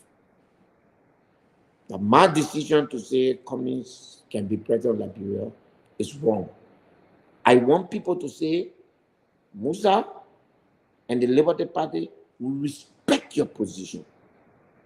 We think that it can be a good thing for the country. And here is ours. And then I say, I respect yours. Now let's go in the room and talk about the possibility. There's several other things that come through campaign. Unity Party, what do you have? In addition to Vice President Barker, what else do you bring on the table? What are the human resources you have? What are the capitals you have? What are the things that we can find out as to whether from 2017 up to today, the country is still thinking the same way when you got the 400,000 vote? How can we find that out? Mr. Cummings, the last time you got 100 and something vote. How can we find out that you have leapfrogged that? You've done well. You have Liberty Party, you have ANC, you have first-time voters. But I want to see that these things that Mr. Cummings is doing around here, let's see something that tells us that this is making an impact. So we go in the room with this data and say, okay, Ome Baka, you could be the president, but here's what the data is saying today. The data is saying today that you have 450,000 the last time. That gone up to 650 or 700, or it gone down to 250. Mr. Cummings, you have 100, so it gone up to 400, 500, or it gone down to 100. Then we use that to make decisions. That's what people call deciding based on empirical reasoning. To do things like that. Unfortunately, Mariah, we have not reached to that point where I believe there's someone in the room, just like there's no one in Mr. President Weah's room, there's no one in DP Baka's room to say, let's look at a second option. Once we take those two things, I believe that there are possibilities on both outcome. But we can't just sit like that and just say this and without it. That's arrogant and disrespectful. And I'm not going to be part of anything like that. Okay, Chairman, thank you. Anthony Morar, you got another question? Yeah. So I think the question also is, Mr. Billy, one of the new phenomena we've seen in Liberian politics, and maybe careful say are not born yet, and he can cite for Netara was it born while he was in Freetown, but I disagree. Kev, I've never been to Freetown. I've not seen or read about in our political landscape where, sorry, I've not seen or read about where we've had um, leaders or persons openly, literally campaign to be vice presidential candidates to possible presidential candidates. And I mean, we've seen that recently in our political landscape. What are your thoughts about this new phenomenon? Do you think it's enhancing our democracy? Do you think it's affecting our politics in a way that is becoming destructive when people are angry and fighting and doing all they can to be chosen as? It's almost like a pick me movement in our political landscape. What are your thoughts about that? Do you think it should remain, that the choice of a VP should remain as sacred as it's been, where it becomes the personal decision backed by either data or whatever other reasons of the presidential candidate to select without any outside influence, as Ambassador Boyka has said before, that part of why he didn't agree to Madame Shirley's recommendation to who should be his vice in 2017 was because he thought it was a decision he should make, just as she made that decision and he didn't have to campaign for it. Do you think this new phenomena is productive for our democracy, or do you think it's destructive? Oh, just from the top of my head, it is destructive. The framework, I stay a lot of time around the law these days, so I can do it. The framework of our constitution, by virtue of the fact that put no condition in who the president select as vice president, we're thinking on only one thing in terms of the vice presidency: someone who can help the president to run the country, and someone who the president can designate that in case something happened to me, this person is capable of running the country. Today, it has been transformed into people who claim to have votes, people who claim to bring vote on board, and so the idea is getting lost in our country. Barack Obama took Joe Biden from the smallest state in America. So therefore, he did not consider that Joe Biden would bring him any vote. But he felt that he needed a wise person in the room with him to advise him and to be ready to lead the country under calmer circumstances in case something happened to him. Today, our politics, and I think this has hurt the CPP more than anything. And let me tell you why. Today, I believe that there are a few people, for instance, Senator Lawrence, and then there is the ALP, Mr. Ure. And I have a feeling that, these two individuals and their overbearing nature around the vice president has made it impossible for the vice president to be able to make any move as far as the vice presidency is concerned. And then it's turned into a powder keg surrounding the Unity Party. And it has become an irreversible course that the Unity Party is on, because any time Joseph Boakai picks his running mate, there will be backlashes. So in so many ways, it has hurt us. Individuals could be qualified, but at the end of the day, I've never seen this before. I mean, during Ellen time, she just came and said she was considering Harry Yuan and Joseph Boakai, and that was it.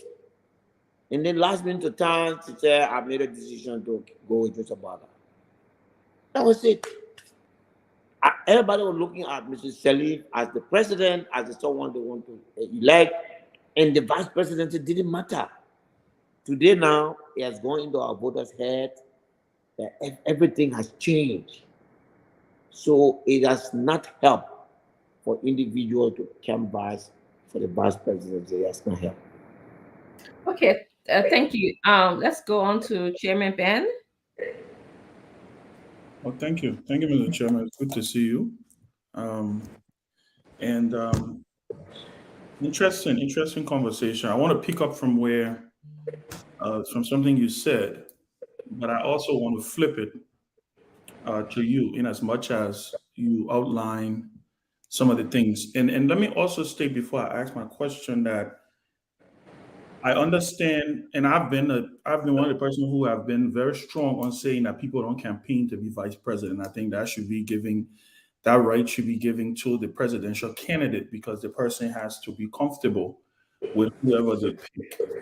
But there may be some who will argue that, such as the time, right? The time dictates the reality of what we are going through, where the country is. The initial idea about the CPP was to form a united force against the ruling government. Now that's why that is the reason why. Let's be honest. That's the reason why the CPP came together in the first place. And one of the reasons the CPP did not, one of the things that was included in that conversation was the issue of consensus. And I think that was exactly what. And from my understanding, that is the proposition that you are putting forth again. It's almost like we're going back to originally what the CPP was meant to be. But you did strike a point when you talk about confidence building, which is something that I do agree with. But I want to ask you, the reason I want to ask you this question, you called out the Unity Party. You are the chair of the CPP. Forget me. I'm not. Let's behave right now that I'm not. I have no attachment, no association to you, to the CPP, no whatsoever. Let's just. Very difficult. Well, like I always like to say, I'm going to act like a maverick right now, right? You called out the Unity Party and said that no one is in the room. You gave the analogy with the president. Said, and you can guarantee that nobody was in that room to tell Mr. President, say, listen, this trip is a little too long. And so maybe don't do it. You also called out the Unity Party. So let me ask you as chair of the CPP, is there anybody in the room with Mr. Cummings that could say to him too, that maybe this is the route to go? Is there anybody in the room? I'm in the room.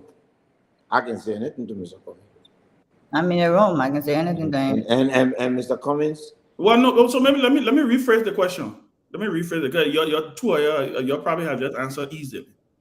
Is there any? You stated on the record here that there's nobody in the room to tell VP Boakai, maybe let Cummings run and you pick his vice president. Is there anybody in Mr. Cummings' room that can tell him that maybe you, Mr. Cummings, run as VP Boakai's vice president? Is there anybody in that room to do that? I'm in the room and I'm saying it to you right now. So can Mariah say the same thing? Let me, before you go to Mariah, let me say this. As CPP, our first and foremost priority on that list is Omen Boakai to tell us, pick this person as your vice president, and then I will lift your hand to run. Which is fair. We are open and will be open to a possibility of Mr. Cummings saying to or Mr. Boaka let's go together as a team. You be the president and I will be the vice president. If I'm not capable of saying that, I have no reason to be chairman of CPP. Very good. So thank you. Then let me ask you a question. Ben, you ask a several question.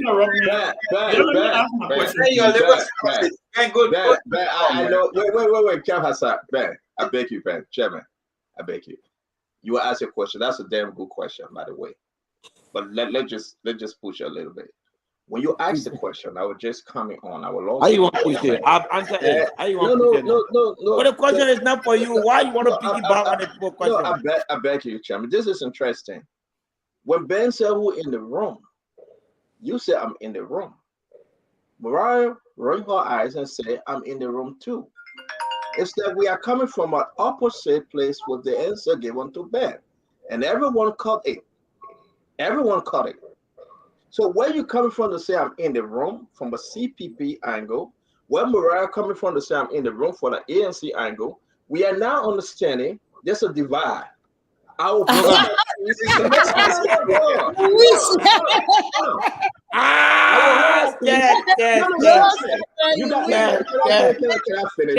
coming, man. Just coming. Guys, I'm just coming. You just want to announce. You just want to announce your arrival. That's all. No. I was watching you guys when Mariah asked her 2 questions. I was in the back there. I was on the floor. I was watching Chairman Ben. You can attest to this, and everybody is saying the same thing. Mariah coming up to say I'm in the room too. No. Let's go back to Ben. No, let me come back. I'm in the room too. Yeah, but still, let me tell you the reason I brought that up. I'm not sure they get you where you're going. Let me tell you the reason. Okay, let me tell you the reason I said that was because I heard Chairman Billete very clear, and he called out the Unity Party and he called out the CDC. And that's the reason I said, forget me at this point. Take me as a maverick. I'd like to say, take me as John McCain right now, right? Who went on the Senate floor and voted for the healthcare, who gave out 1 vote for the healthcare bill that made today 20+ million Americans got healthcare, even though he's a Republican, right? That's the reason I asked that question, because this is also an elephant in the room. It is an elephant in the room. I think it's a little unfair for us to call out the Unity Party to say, well, there's nobody in the room to say to Mr. Boakai, for whatever reason, consider supporting Ellis Cummings, but then we can reverse it. That's why I'm glad he said he's in the room. So his answer to me tells me that he is bold enough to look at Mr. Cummings and to say to Mr. Cummings, if the conditions present itself, right? Because all of what we're talking about here is hypothetical. Again, let's be fair. Yes, right? yes. If the condition presents itself, Chairman Billete is announcing to the Liberian people that he can look at Mr. Cummings in the face and say, Alex, I think you should consider going as vice president to Joe Barker. That's the reason why I asked that question. So let me follow up with my second question, because I got the then now that you are expanding on your question, let me expand on my answer. No, hold on. Let me ask a second question. No. Let me ask a second question, Chairman. You can explain too long. Let me ask a second question. No, I promise I will not explain too long, but let me say this. I have to repeat. On any given day, me, the CPP, Mr. Cummings, the first and foremost on our agenda is for Mr. Cummings to head an opposition ticket. Which I agree with. I think it's fair. We are not afraid to consider a second scenario where data and everything, first of all, is a consideration. Okay, so let me stop you. Stop you, because you're trying to take one of my questions that I had. Okay. The question that I was going to ask you as a follow-up, would be, let's leap forward. What will be that moment where you may be able to look Alex Cummings in his face and say that to him? What will lead you to that point? as I sit here, I have not, besides making it a second option in the way that I work, in the way that I fight, in the way that I believe in myself, in the way that I hate to fail, in the way that I will fight to get whatever I want. I've not considered that as an option. To say a moment will come for me to say to Mr. Cummings, to say, we've reached a point where you have to be a second on a ticket. If that moment presents itself, I will say it. That's what I said. That's what I said Yes. with the if. That's what I said with the if. So what would lead you to that? Would it be data? Would it be polling? Would it be, what would be that aha moment for you to look at Alex Cummings and say, Alex, listen, maybe this is the only way out of here? Because let me say this. You see the CDC, Tommy and them, Kev wasn't there, but Tommy and them. I was speaking to someone from the CDC today, and they said to me, we were just having a general discussion. They said to me, they gave me the analogy of when we ended up running as vice president to what he named, to Winston Totman, right? And it was kind of like almost kind of those considerations. The fact that they say, oh, we are not educated, he got a degree, Ellen is Harvard trained, so the CDC ended up. So for me, what I'm driving at is that it was their moment. Their moment was in 2011, they felt they needed a candidate to go toe-to-toe with Ellen. And they didn't feel that candidate was George Weah at that point. So they were able to get George Weah to say, go as vice president. That's the reason why I asked you, what are those indicators that will lead you to that point? And again, let me state for the record, it doesn't mean that we're going to get there. It doesn't mean that it's going to happen.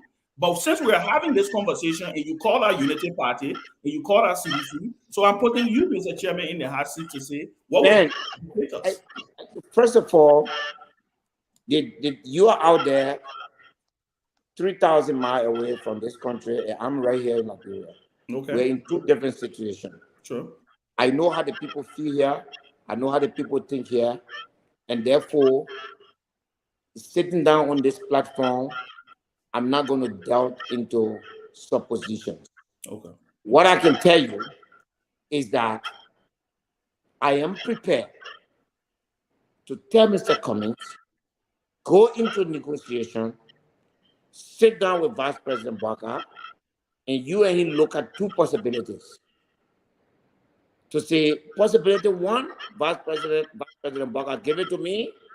Possibility two, let's do it together. Okay. It is not for me to tell you what that moment is when the next thing that will come out of Kev mouth is to say that that moment is now. I mean, how do you expect me? How do you expect me to say that at this moment? No, I don't intend to reach to that point. I don't intend to reach to a point where I would tell Mr. Cummings that run as running mate to Vice President Barker. My commitment to you is that I will tell Mr. Cummings that when you're going to sit down with Vice President Barker to ask him to give you the chance and nominate a vice president to run with you, you must bear in mind and accept the fact that he will ask you to say, be a running mate to me, let's go. So there will be two possibilities in the room, and go in the room and consider both. Anyway, I'm saying, thank you. I want to get you out, but it's okay. Let me concede. Yeah, don't get me any Let me concede. Let me put back. I would say this. You've been fair with the discussion. Let's bring in Sintomani George. Another sedition. Georgie. Active sedition. No, he's a flip flopper, not a sedition. Active sedition. Okay, good to see the chairman again. I'll be direct. I'll go straight. Right now, my eyes is on Liberty Party, which is the chairman of. You presently the chairman of the Liberty Party, and you guys are in the position where you guys are trying to unite. And the unity of the Liberty Party will have an effect on the CPP, regardless of what, take it or leave it. Now, I'll listen to you keenly tonight. And what you guys should have done during the former CPP is what you guys are doing now. I said it last night to Chairman Topic. I was not chairman. Yeah, Man. but what you guys should have done in the former CPP, than what you guys are doing now, the discussion you guys have Correct. had, which Correct. is, as you said, building confidence. But now, I believe that, which I'm positive that there will be unification in Liberty Party, and if that happens, do you think, as you enter in discussion with the UP and other opposition parties, it will be a good thing you got to do some internal polling to determine the strength of those who want to head the ticket? Because you made a very good proposition on tonight. You said that going to end discussion, you must have two options, which he said either Cummings says, look, JMB, you've been vice president before, and I want you to please help me to be president by raising my hands up and also recommending a vice president to me. Another one would be Mr. Cummings. GMB may come and also say, well, Mr. Cummings, I will go for the thing for one term. I want to be my running mate, which is very good. These are all beautiful ideas to put forward in a discussion. So, do you think, as you guys are in these discussions, that it will be a good thing that you guys will have an internal polling to determine who comes out as a person that will be acceptable to the Liberian people? Okay. You mean the CPP? As you guys are discussing now, like when you guys are all UPE, all you guys are discussing now, you guys are look, why in discussion? So when you guys, you know what happened? Let's do internal polling. Let's do internal polling to find out who has the momentum, who has the strength to head a ticket in case. Well, okay, so your question is a little bit tricky because I don't think I get it fully, but hopefully you can help me out. Okay. The Liberty Party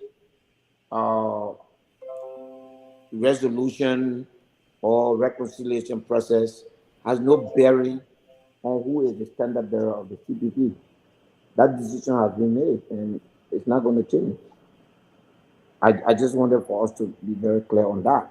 Now, the Liberty Party internal crisis resolution process is only going to be able to strengthen the CPP. I, as chairman of Liberty Party, is not going to resolve the Liberty Party crisis to create a parallel leadership structure within the CPP. That is counterproductive. Let's also be very clear about that. What we are trying to achieve in the Liberty Party is to unify the party to where we left it off. As chairman of Liberty Party, I never brought Liberty Party to the CPP. I met it as member of the CPP. For it to withdraw according to NEC regulation, I have to write an official letter as chairman and attach a signature of 2/3 of the membership of the Liberty Party Executive Committee. I have not done that. Nobody else can do that beside me. I have not done that. Chairman, let me stop here. Okay, Chairman, assume you have a Liberty Party where Musa Belete, Yombli Kanga, Delon, all of you guys have united. You guys are together, one strong, become a strong Liberty Party. Now, decision emanating from that party will be a consensus. They all have form part of it. Liberty Party is in discussion with Unity Party and also CPP, where you guys by virtue of the fact that you part of CPP now. Liberty Party, if you guys unite, you stay part of CPP. But before decisions are made coming from your party, they all come with a consensus. Now, the first thing will be the Liberty Party will tell you in a discussion they want to have the VP slot. But saying that too, in discussion with UP, the issue will come about that somebody will have to will be seconded because UP will be saying that in the future discussion, either Cummings go as number 2 to Boaga or Boaga gives way to Cummings to go the head of opposition ticket and so forth and recommend a VP.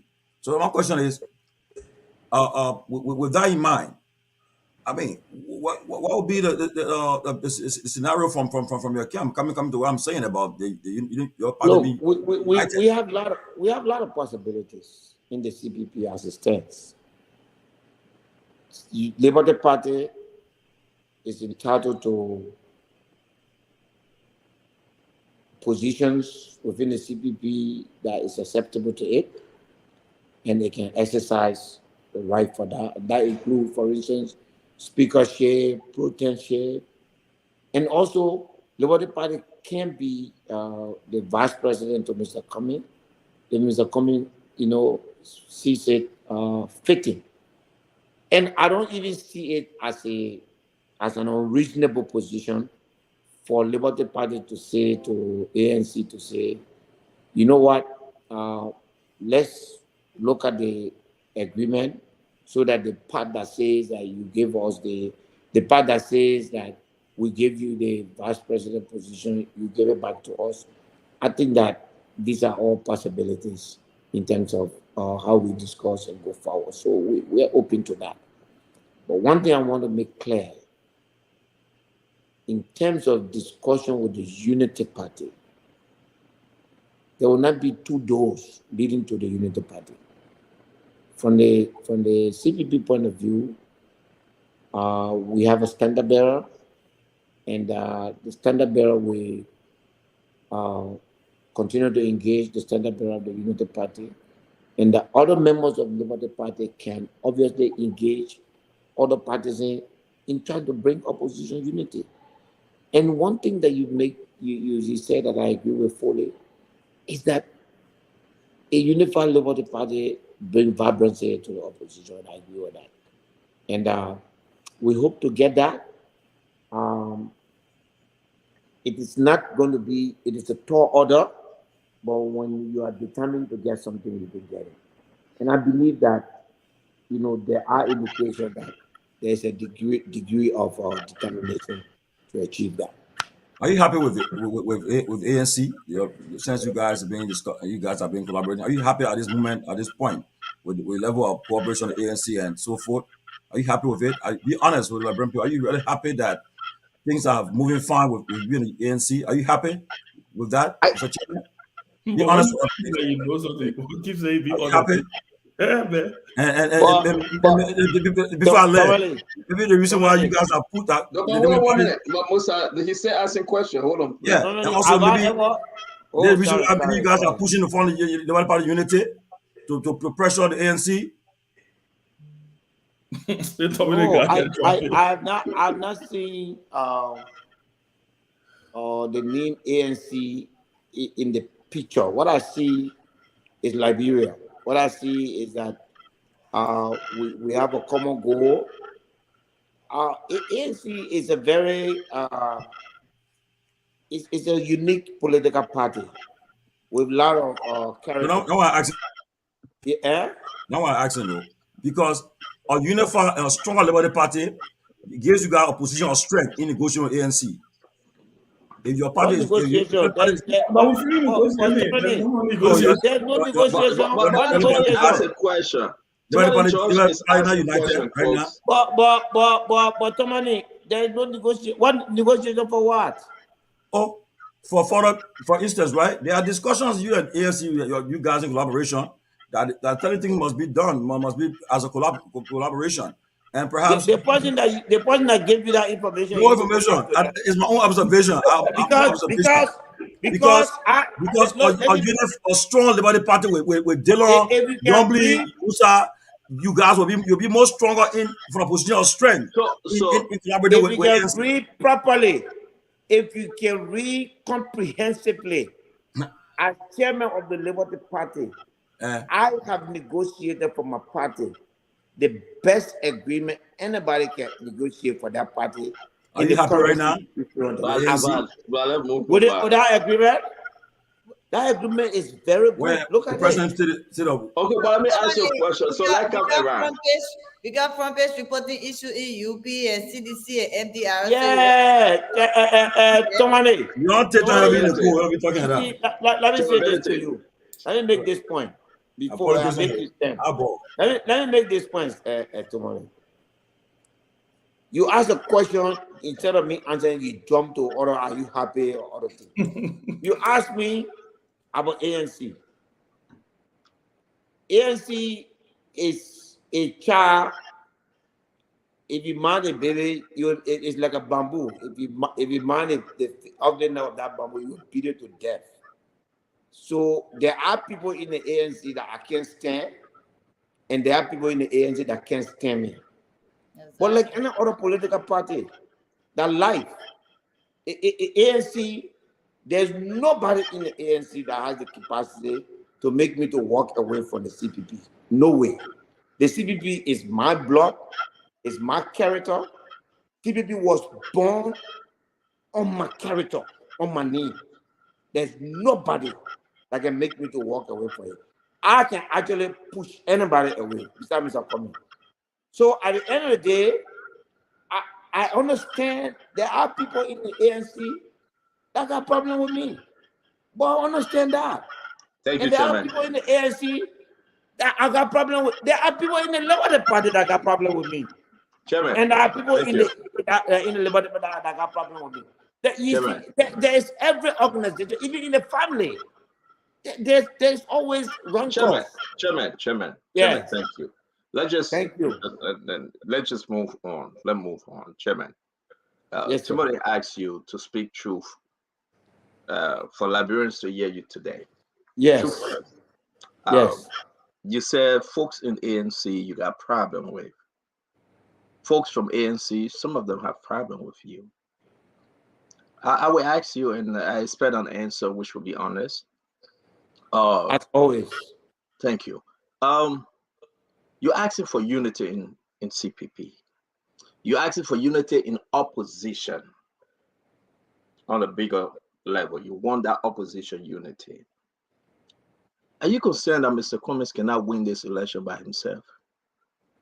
Nobody can. No, look, let's be very clear. No opposition party or grouping can win the election by themselves. Okay. The best that you can do is to push yourself into a second round with Mr. Weah and hope to get the rest of the opposition on your side to win the election. Nobody. You also, you again, let me just go back to the question also. I said Mr. Cummings because he is your standard bearer. But you're right to say nobody in the opposition. So Thank you for that answer. My second question, we had Reverend Tappert on the show yesterday. And Reverend Tappert, chairman for UP, he was very straight up. Have you spoken to Reverend Tappert or any members of the other side about this unity? You say he was straight up. Tell me what he was straight up about. No. Have you spoken to Reverend Tappert concerning this CPP unity? I have. Maybe I think you went out, but I've said I've spoken to Mr. Tappert on specific issue in the opposition. One, election violence. Thank you. So it's okay. You have sorry. Thank you very much. What are you concerned with Ben Ayure? You bring in a situation to say Cummings and Bwaka, two options. Why are you leaving out Honorable Yure, Senator Yombly Kanga Lawrence? Why? They are not part of the options. You don't want them on the table no more? No, I'm not leaving anybody else. Don't bring more. We're trying to reduce tension in the opposition. No, but those are questions that we ask. I'm not banned. I'm standing. Yeah, sorry. Yeah. I'm only here to speak for my candidate. I'm not here to speak for anybody else. You are also speaking for Bwaka. My question to you. I will not speak for Bwaka. You are making an option at no point in time will I speak for Bwaka to be president. But you are making you are bringing in options that involve Bwaka. My question to you: Let me dismissing? Let me finish now, sir. Are you dismissing Honorable Yure? Are you dismissing Senator Yombly Kanga Lawrence? Because now the reason why you guys went into collaboration CPP, you have 4. Now you're reducing it to 2. You say Cummings and Bwaka should come on the table. You have dismissed Honorable Yure from ALP, and even your current or former political leader, Senator Yombly Kanga Lawrence? Are you dismissing them? No. So can you bring back? Can you be very clear on what you just said? That you only I'm want sorry. Boaka and you were on the table. Boaka and Cummings on the table. That's it. The only reason why I call the two names is that there are two people that want to be president. The way we set out, the other two people have said they have no interest in the presidency. But they didn't say they don't want to be vice president either. I agree, but there are different scenarios. So if Mr. Boga picks Mr. Ure, I think that Mr. Ure is qualified, is competent, and that is Mr. Boga's prerogative. I've said repeatedly, if he picks Yombly Kanga, that is his prerogative. I will not speak for Yombly Kanga. I will not speak for Ure.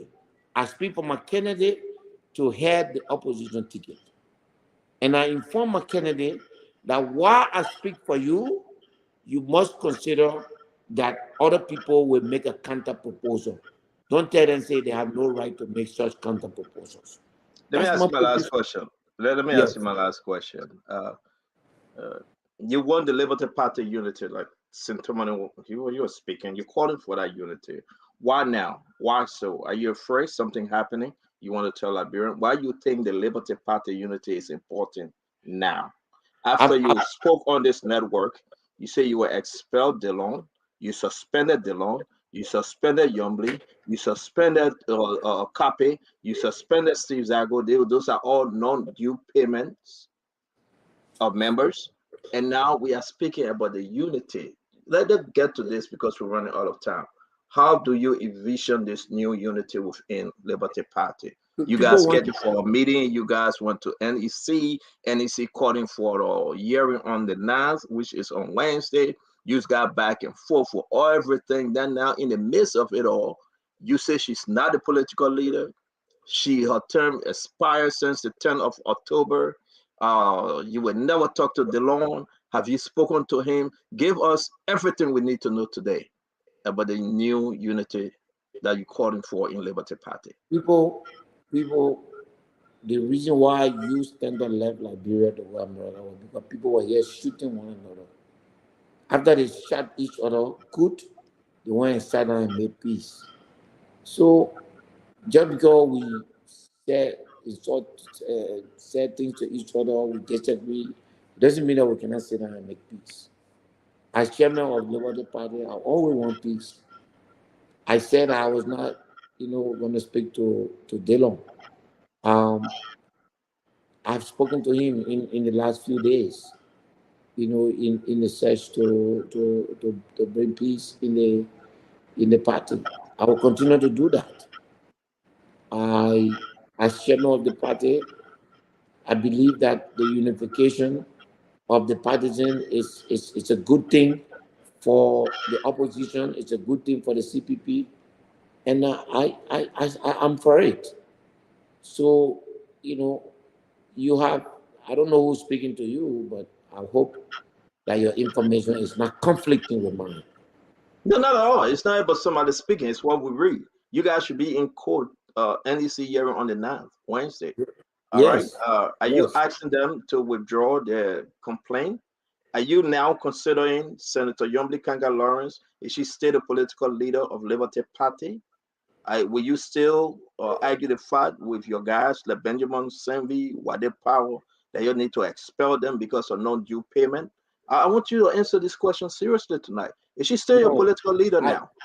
The case, you say that they have a case in court, which is the fact. I'm not the Liberty Party lawyer. So because that case is in court, I can speak on it. And secondly, are you asking them to withdraw the case? No, I can't do that. I'm not. I will not do that. That's the decision that they can make. Well, I will not ask them to make that. Is Yombly Kanga still the political leader of Liberty Party? Stanton, don't torpedo the attempt to bring peace in my party. Oh my God! Why would you say that? Thank you, Mr. Chairman. And you have the Why would you full say that? support of the advisory No, council. no. That's not fair for our listener, though. That's not fair. Life is not fair. You and Chairman Benson said, according to the Liberty Constitution, her term expires October. We are now November 7th. Is she, for the sake of Liberty partisans, for the sake of Liberians out there, is Senator Yombly Kanga Lawrence still the political leader of Liberty Party, Mr. Chairman? Let me repeat to you. Thank you. I have spoken. And don't look on your cell phone. You got to look at the camera. Don't look at your cell phone. Me? I'm looking at. Yeah, don't look at your cell phone. Don't do that. Listen, let me repeat to you. I have spoken with Senator Dillon 2 times. We have reasonable and productive discussion on possibilities. I look forward to expanding on that, and I look forward to it resulting into peace and reconciliation into the Liberty Party. Is Yombly Kanga Lawrence a political leader? Her term expired? Being a political leader? Has that term been expired? We have embarked upon the process. But when you lay that out, when you answer the question, you get it. When you lay that out, you get anything different. You wanna get anything different. Don't forget it. So you want Joe on the screen, yeah? Joe on the screen. I'm going for. I know the guy. You see when you see him lay like that, yeah, you know. I know him. Ben, I know him very well. Ben, don't kill me. I'm begging you. Let me ask my question. This is very important. This is very important for Liberian to know. We're going to go by your constitution. Guys, please consider me to ask you one last question. You can come in. By your constitution, Chairman Benson said on the show, as of October 10th, 2022, Yombly Kanga Lawrence political leader term expired. Can you be fair, Chairman? Is she still a political leader? Have you extended her time? What's her position right now? Stan, the party is reviewing the possibility of reconciliation. The true meaning of reconciliation is where people look at their position and give away some and take away some. That has not happened. We hope for that to happen. Senator Yombly Kanga Lawrence has now walked back any of the position that she had, neither have we. We hope, I hope, that we are in the position where the discussions we are into will lead into a resolution that will take into consideration everything that will bring all of us under the same roof. If you are asking me to say things that will appear now to be my position, then I have made negotiation for reconciliation impossible. In reconciliation, I can imagine how many persons probably calling Dillon and accusing him of betraying them or even talking to me. You don't know what I have gone through. My chairman is my witness. But you don't know what I've gone through. Just when a rumor came out to say I had a meeting with Dillon. But I think that you should consider that as progress. But okay, so we should wait for to finalize your meeting, then you will give us an answer. But today you are not saying yes, she's the political leader, or she's not. Today I'm not responding to your question because it will prejudice. Thank you. That's all I need. That's all I need, because you guys come up and run and say she's no more political leader. Now you're going for reconciliation. I respect that, Chairman. I'm not going to push you. Dr. Richardson and to the Yakula, Honorable Kef Hassan. I think it's Kef Hassan, right? Dr. Richardson.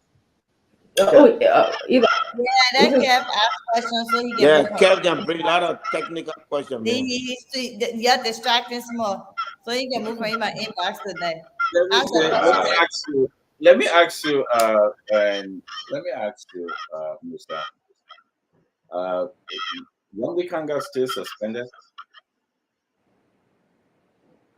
Another good question.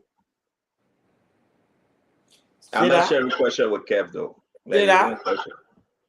The former political leader of Liberty Party still suspended? Oh, you were not in the room when Sender was asking questions. I think we need to use our You time were very good. distracted. I said the man was No, he distracted. didn't answer the suspension question. You He been just texting me repeated all it. night. Kev, Yeah. Really Is she listening to suspended? you. Kev, can you spare me of any question that has to do with Liberty Party? No, we Kind cannot. of. No, we cannot. You cannot do All this. right, It's all unfair. right. It's injustice. So We'll Kev, charge you for wasting our time. yeah, Kev, we are currently no. There is a possibility that we can bring about reconciliation. In the absence, in the wake of that, I don't think that I would like to make any comment that will dig, make it even more difficult on that. I hope you understand. So Your Article 9, before my second question, your Article 9 still stand, right? The Constitution, Article 9 still stand, right? the law should be the law now, Yeah. Musa. But Article 9 still stand, right? Jeff, Musa is man of the law. The law should be the law. you just Respect the asked, Constitution. you guys are just asking me the same question in different form. My man, by the way, I was a student of English. So I didn't want your Article 9 still stand in your Constitution. it's in another word, you are asking the first question as the second question. And my answer is, Kev, there is a possibility that we'll sit down around the table and talk and try to resolve our issues. And Hey, therefore, Kev, the last time you took 10 seconds from me, give me 10 seconds before we go to Dr. Richardson and to the Yakula. You just I you beg just your want pardon. Yeah, please. Ken, Give please me don't only 10 come back to seconds. the same question. Yeah, no, give me only 10 seconds. Let me see her for a minute, Musa, Chairman. Is it true that you're calling for this unity within Liberty Party? To move your support to Joseph Yiman Bwaka? Really? I'm asking you a fair question. I will never, ever make a political decision and go back on that. That's not me. It's not in my character, not in my history. But the one that you did concerning Yombly, wasn't it a political decision? That she suspended, she's not a political leader, she didn't pay due, the leader was suspended. It wasn't those things are political decisions. So are you going back on your political decision now, Chairman? Oh, so you set up with a question answer I gave you, right? We're having a conversation, sir. Okay, so Honorable Witherspoon, I want to let you know that as a Liberian and as a political party, we have made a decision. That decision was made by the highest decision-making body of our party, which is the special the second highest decision-making body, which is a special national convention. That decision cannot be reversed by me or the executive committee.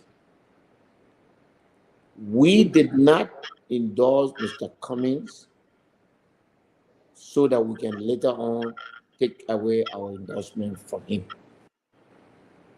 Anytime Vice President Walker and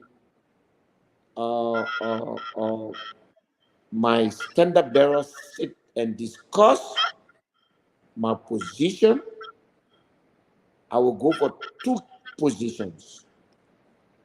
The first position is for Cummings to be the head of the ticket and for Walker to endorse him.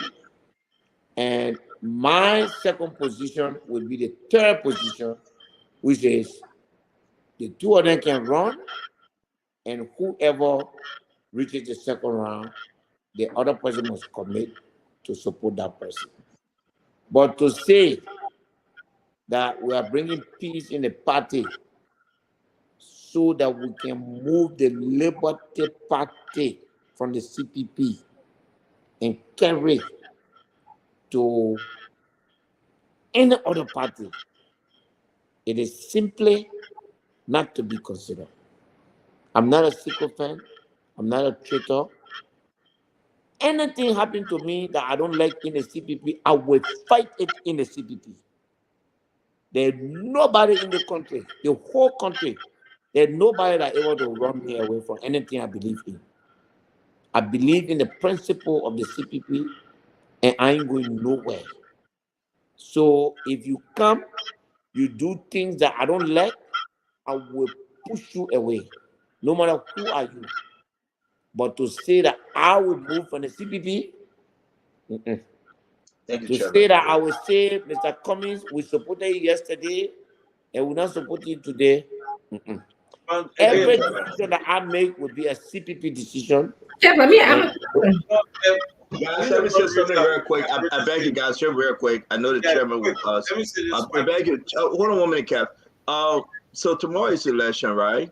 I'd like to bring in our brother for a few minutes that he can encourage folks to go vote for him and the rest of the Liberians that are running. Let's just remind them. We're having a great conversation, but I'd like to bring in Russell to just encourage, to give you that last pooch. Chairman Ability, Russell is from Minnesota. He wanted to be mayor for Brooklyn Park. We were there 2 weekends ago.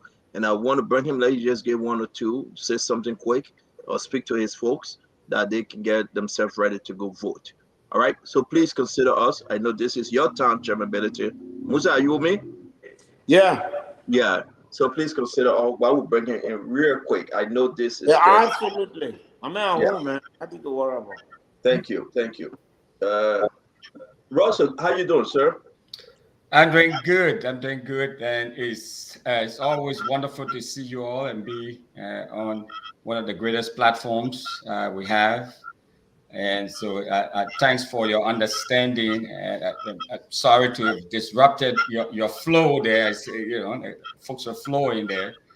So, thanks for disrupting that. But it's always wonderful to be here and take advantage of this platform. Tomorrow is election day. We got Anthony Yakula, that's Richardson, the Kev Hassan, Santuman and George, Ben Servi, and Dr. Peabody. We are. Let somebody mute the chairman, please. Before you say it wrong. I'll mute him. Yeah, man. I'm not going to do it because he about to explain and say that he didn't confirm that you don't believe he's still a political leader, but he didn't. I muted him, but I can say yeah on my end, so that's good. I'll tell you what he said. Russell, man, tomorrow is election, though. The day has finally arrived. Tomorrow, your message for the folks and all those that are running from Liberia, representing their city. Let's just talk about us. You got your time. Talk to your folks, sir. Talk to them. Well, it is. You're right. So tomorrow is D-Day. Election will be taking place tomorrow. Midterm elections all over the country, and this is a consequential election, and it is an election that is going to make, I believe, or break the Liberian immigrant community. And I think one of the exciting things that we have in Minnesota, Minnesota, we're always, at the forefront of these things, very politically active, very politically engaged and involved, because, we have the largest concentration of Liberians here. So obviously you expect us to do what we're doing, right? And have representation, because representation matters. Representation is key. So I just want to encourage all of my folks out there, Liberians who are eligible to vote and who may not have registered already to vote. The good thing about Minnesota is that Minnesota is one of these states where we have very minimal barrier to getting out to vote. So you can show up the same day, register and vote the same day right there. So we have no excuse but to show up and exercise our civic responsibility, our civic duty. So if you live in the greater metropolitan area here in the state of Minnesota, that's the 7-county metropolitan area, you have a choice. And the good thing is that Liberians are not running against each other. So you have a choice throughout the city to vote for a Liberian immigrant candidate. If you're in Roseville, you can vote for Siafa Barkley, and Siafa is running for a seat on the Roseville City Council. If you're in Brooklyn Center, you have two options, two choices. And both of those choices are fine choices, and they're Liberian immigrants as well.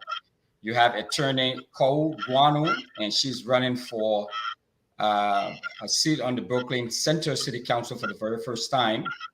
And you have our brother, Michael Elliott. Mike Elliott is running for re-election. He's currently a city mayor of the city of Brooklyn Center, and he is running for re-election. And it's a tough fight, folks. So every vote counts.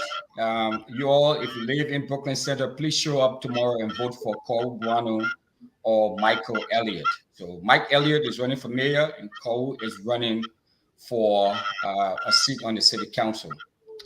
And if you're in Brooklyn Park is the 4th largest city in the metro. So Brooklyn Park is the big prize, it's the big deal. So you have your humble servant, Councilmember Winfred Russell. I've been on the council now for 4 years, and I am running for mayor. I've been endorsed by the current mayor who is retiring, the immediate past mayor, and majority of the members of the 7-member city council. And so I'm encouraging our folks in Brooklyn Park. There were 15,000 Liberians here in Brooklyn Park. At least about 7,000 to 8,000 of those folks are eligible to vote. So I'm counting on you to step forward tomorrow to show up to vote. The polls will be open from 7 a.m. until 8 p.m. tomorrow. So I want you all to join us, all of us, and make history in electing the first Black mayor of Brooklyn Park, who will be a Liberian immigrant. I think it's a moment to be proud. You know, there were a number of folks who are inspired by our run, and I think that's part of what this is. You know, a lot of folks are saying, you know, if Winfred can do it, I think in the book in this era in Minnesota, was one of the first in the metro. There was another Liberian, Mr. Pay, who was elected on the city council of a very small city outside of the metro. But within the metro, I'm the first and only Liberian, the first Liberian to step forward to run. And it's not an easy thing, you know, it's not an easy thing. But I mean, this is what we were cut out to do, to provide service for our people, because representation matters. So I just want to encourage all of our folks to show up to vote. And Stanton and Benjamin and Tourmaline and Mung were here 2 weekends ago, and they did a fabulous job. It was such an honor to have you all here. I mean, selfless acts. We went all over, and people were just like, wow, these guys came all the way here to support the Liberian candidate. I mean, it said a lot about the Spoon family. And I know the rest of you were there with us in spirit. But before you guys did what you did, Stanton, I just want to remind you that Attorney Mariah Yokula was here when we won the seat on the Brooklyn Park City Council, the first Black person ever elected on the seat of the City Council. Anthony Mariah Yokula was here door knocking with us. And we have the pictures to prove it, right? And we have all of that. So I just want to say thanks to you all. I know the rest of the team couldn't be here, but I know for certain Dr. Peabody and Mr. Kev Hassan and the rest of the folks, I'm sure they were here with you all. And Dr. Richardson, my sister, Dr. Richardson, we all were here in spirit and rooting for us. So It's good to play this and want to say wish you luck, but this is from the outgoing mayor, I believe. Let me just play this.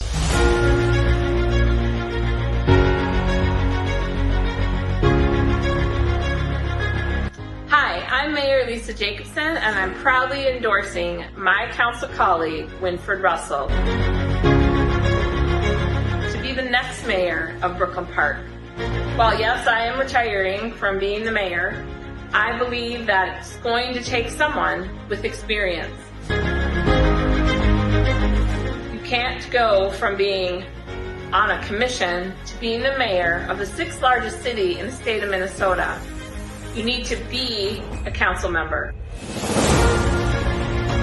to know what the job is and what it isn't. And Councilmember Russell is absolutely ready to be the next mayor. So I ask you to support him. He only needs to win by 1 vote. So be the one.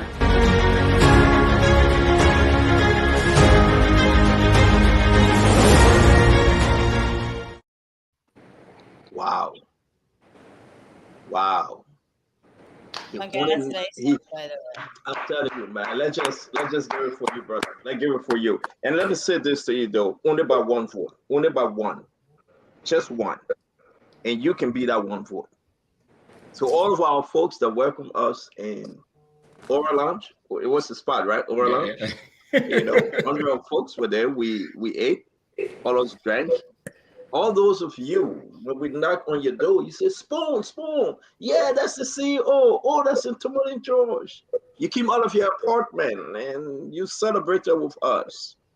At the town hall meeting, you drove to greet us all. It was all because of Winfred Russell. We ask you tomorrow, with God above our right to prove, allow this one to happen. Vote for our brother Winfred Russell. Vote for him because he's a Liberian. Vote for Cole, that's running to be the councilwoman. Vote for Mike Elliott. Vote for every Liberians that are in this race. Vote because they are representing you, your children, your family. They are representing your interests. Just vote. And that 1 vote is yours. I want to say, if anybody got anything to say, we wish you Godspeed. We're happy for you. We will play this again. And Mariah, you want to say something, Mariah? I do. I want to say something. Go ahead, Mariah. A question. So first, congratulations in advance, Winfred. I really do believe that you're going to win, and I hope you win. You know, if I was back in the US, I would be knocking doors again. And once it's about Liberia, it's something that moves me, and I'm supportive, and I know you've done the work. My question though is, it's last minute. This is like the last few hours. I know early voting started, but what would be your message? I think others are not muted. I'm hearing about this background noise. Yeah, we're gonna go ahead. You're good. Yeah. What would be your message to other Liberians like Kef Hassan who don't support you, and others who may feel that, okay, you said something about the leader, or you said something about the president, or you said something about this, or you may have beef with this person? What would be your last minute message to them? Maybe not in an attempt to change their minds, but to remind them why this is an important moment for us as Liberians, whether in Liberia and especially in the diaspora. What would be your last message to them? Thank you. You know, like I've said over and over before, and I'll say it again, I'm only the vessel through which the Liberian immigrant community gets power and get access to resources and get access to services. So you may disagree with me, you may not like my politics or what you think my politics may be, or you may, or I may have said something that may have ruffled your feathers, so to speak, because we've been actively involved and working on the front lines in the community for a very long time. Since the first time I ran was in 2010. I ran again in 2012 and I lost by 5 votes. And I took some time off and went to Liberia and responded to Ebola. So we've been actively involved in the community for a very long time, here and abroad. And it is obvious that we, during that long time of working in the community, we may have said something or written something or done something that may not have made folks happy or some people happy. So all I would tell them, the Kev Hassan of the world and other, but there's a very tiny minority. So I try to focus on the bigger issue, on the bigger community, because I tell you, Mariah, there were lots and lots and lots of people, who are supporting us. The vast majority of the people who are supporting us. So when we become mayor, we'll be mayor for all of the residents of Brooklyn Park, all of Liberia and all of Liberians, because for me, I'm about the country. I'm about the people. I work in Liberia on the front lines, and I know how difficult things are. And so if people don't like the fact that I point out some of these inequalities and some of these gaps that we see in our development, and then it's too bad. But I'm not going to stop speaking for the people of Liberia, win or lose. Last week Patrick Sudu was just here. I had a pretty fruitful conversation with him. I don't know him from anywhere. I've never met him before. But the director. Huh? That's the police director, correct? Yes. Yes, the police director. He was just here, and we had a wonderful time. Met with him. A broker was able to broker a relationship, committed relationship between the Brooklyn Park Police Department, Brooklyn Park Fire Department, and that is going to culminate in the Brooklyn Park Fire Department and Police Department training Liberian police and fire service officers coming here in Brooklyn Park in Minnesota, and will be embedded with our police officers. And we also gave them some, tactical equipment and gear. This is for the Liberian people. That's what I'm concerned about. That's what drives my passion for service. So folks would knock, folks they would hate, they would say whatever, but you cannot allow that to distract you. And I have not allowed that over the years to distract me from providing the services that I can provide and leverage my position as a city council member to provide the services that I provide. And if you talk to Patrick, to the Colonel Sudu now, he's excited. He's going to go back. We said, look, we ensure that you identify about 20 officers, both in the fire and the police, that will come here, will be paid for by our tax dollars to train Liberian police and fire service. And it's significant because Brooklyn Park is a big city. Our police budget alone, is over $50 million. And we are providing those services to them, and it's not by accident. They don't know Patrick Sudu from anywhere, but the fact that there's a Liberian there who was able to broker that relationship, and that's part of what is critically important. So having representation is critically important.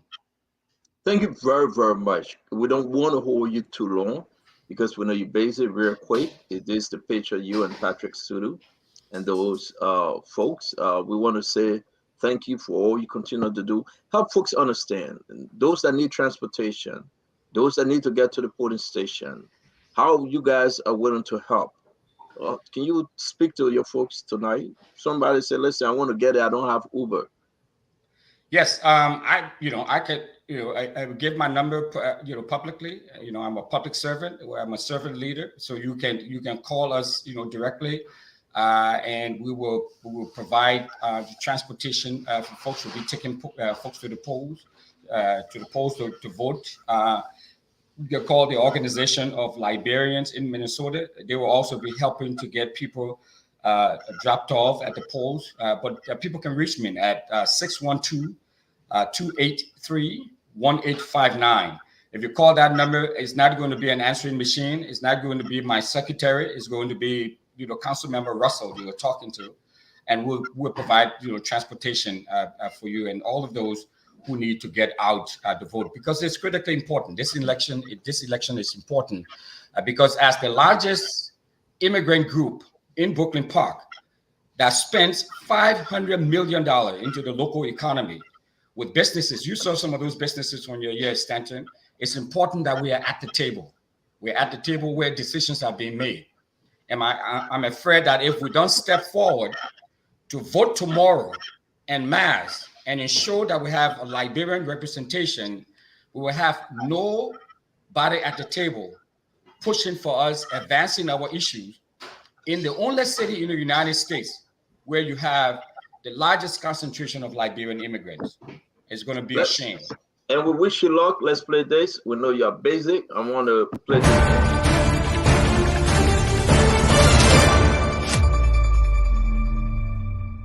My name is Councilmember Winfred Russell, and I've been on the Brooklyn Park City Council now for the last 4 years. My vision is one Brooklyn Park. I've worked in this community for about 15 years now, working on the front lines, trying to produce results, trying to improve the life of people here in Brooklyn Park, and that is what I will continue to do. This is why I'm supported by the current mayor and the immediate past mayor. It's because of the level of experience that I bring to this job. We've built relationships along the way. I've served on the Human Rights Commission. I've served on the Planning Commission, and now I've been on the City Council. So experience matters. It matters that we have someone who understands the city governance process, who has been there, who's been in the trenches and on the front line, working to improve the lives of people in Brooklyn Park. It's one thing to serve on a commission, but it's a whole different thing to serve and have the experience being on the city council, because it matters. And I tell you, and I've told a lot of folks, that being an advocate is a completely different story than sitting there on the city council and making the hard decision. And that is what I have done, and that is what I will continue to do. So for an experience you can trust, vote Russell for mayor, November 8th, 2022. Thank you.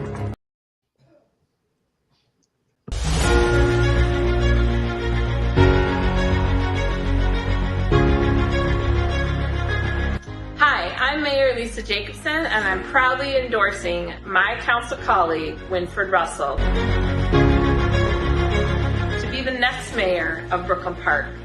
While yes, I am retiring from being the mayor, I believe that it's going to take someone with experience. You can't go from being on a commission to being the mayor of the 6th largest city in the state of Minnesota. You need to be a council member to know what the job is and what it isn't. And Councilmember Russell is absolutely ready to be the next mayor. So I ask you to support him. He only needs to win by 1 vote. So be the one.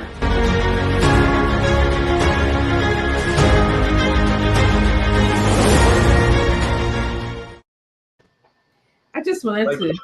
Go ahead, Dr. Richardson. Take Councilman home. Go ahead. Yeah, I just wanted to add that I'm praying for you. Liberians, please come together. Let's go and make history. This is our moment. This is our time.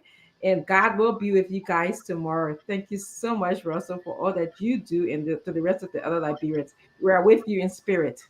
Let me just add there, man. I didn't make it to Minnesota, but you were in my thoughts and best wishes. I was sending messages all around as well.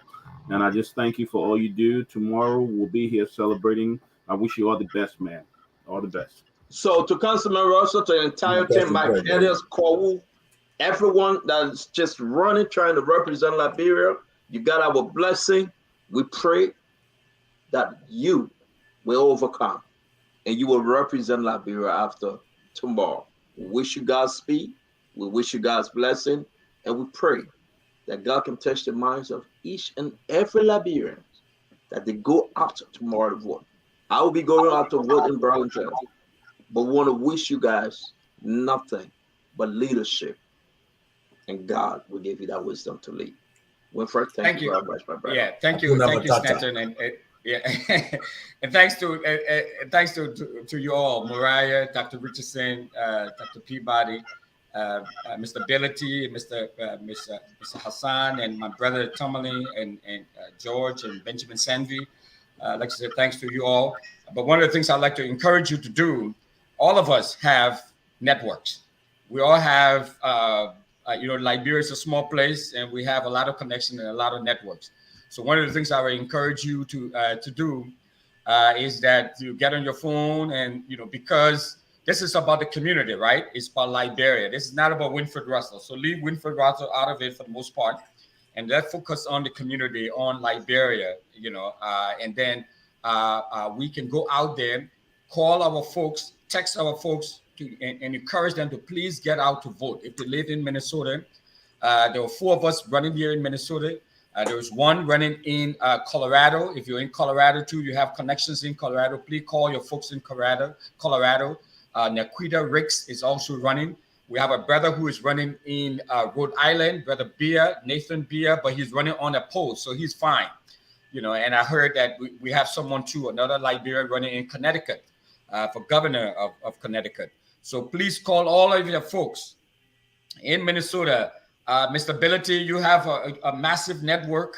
So please get on the phone and text all your people and tell them to please get out to vote Russell for mayor. Brother George, you do the same, please. Brother Peabody and Dr. Richardson, the CEO, he has a huge following here. And I'm not going to ask Mr. Hassan because he's going to tell folks to not vote for us. So I'm not even going to call his name. But the rest of the folks, Benjamin Sandy and all you guys. So thanks for the opportunity. Well, so thank you very much, Mr. Russell. Again, Councilman, we wish you Godspeed. Good luck to you. And go ability. And I understand the result, whatever it may be, you will be back on Spoon tomorrow or the day after. For sure. Yes. For sure. Thank you. Yes. Thank you. Good luck, Winfred.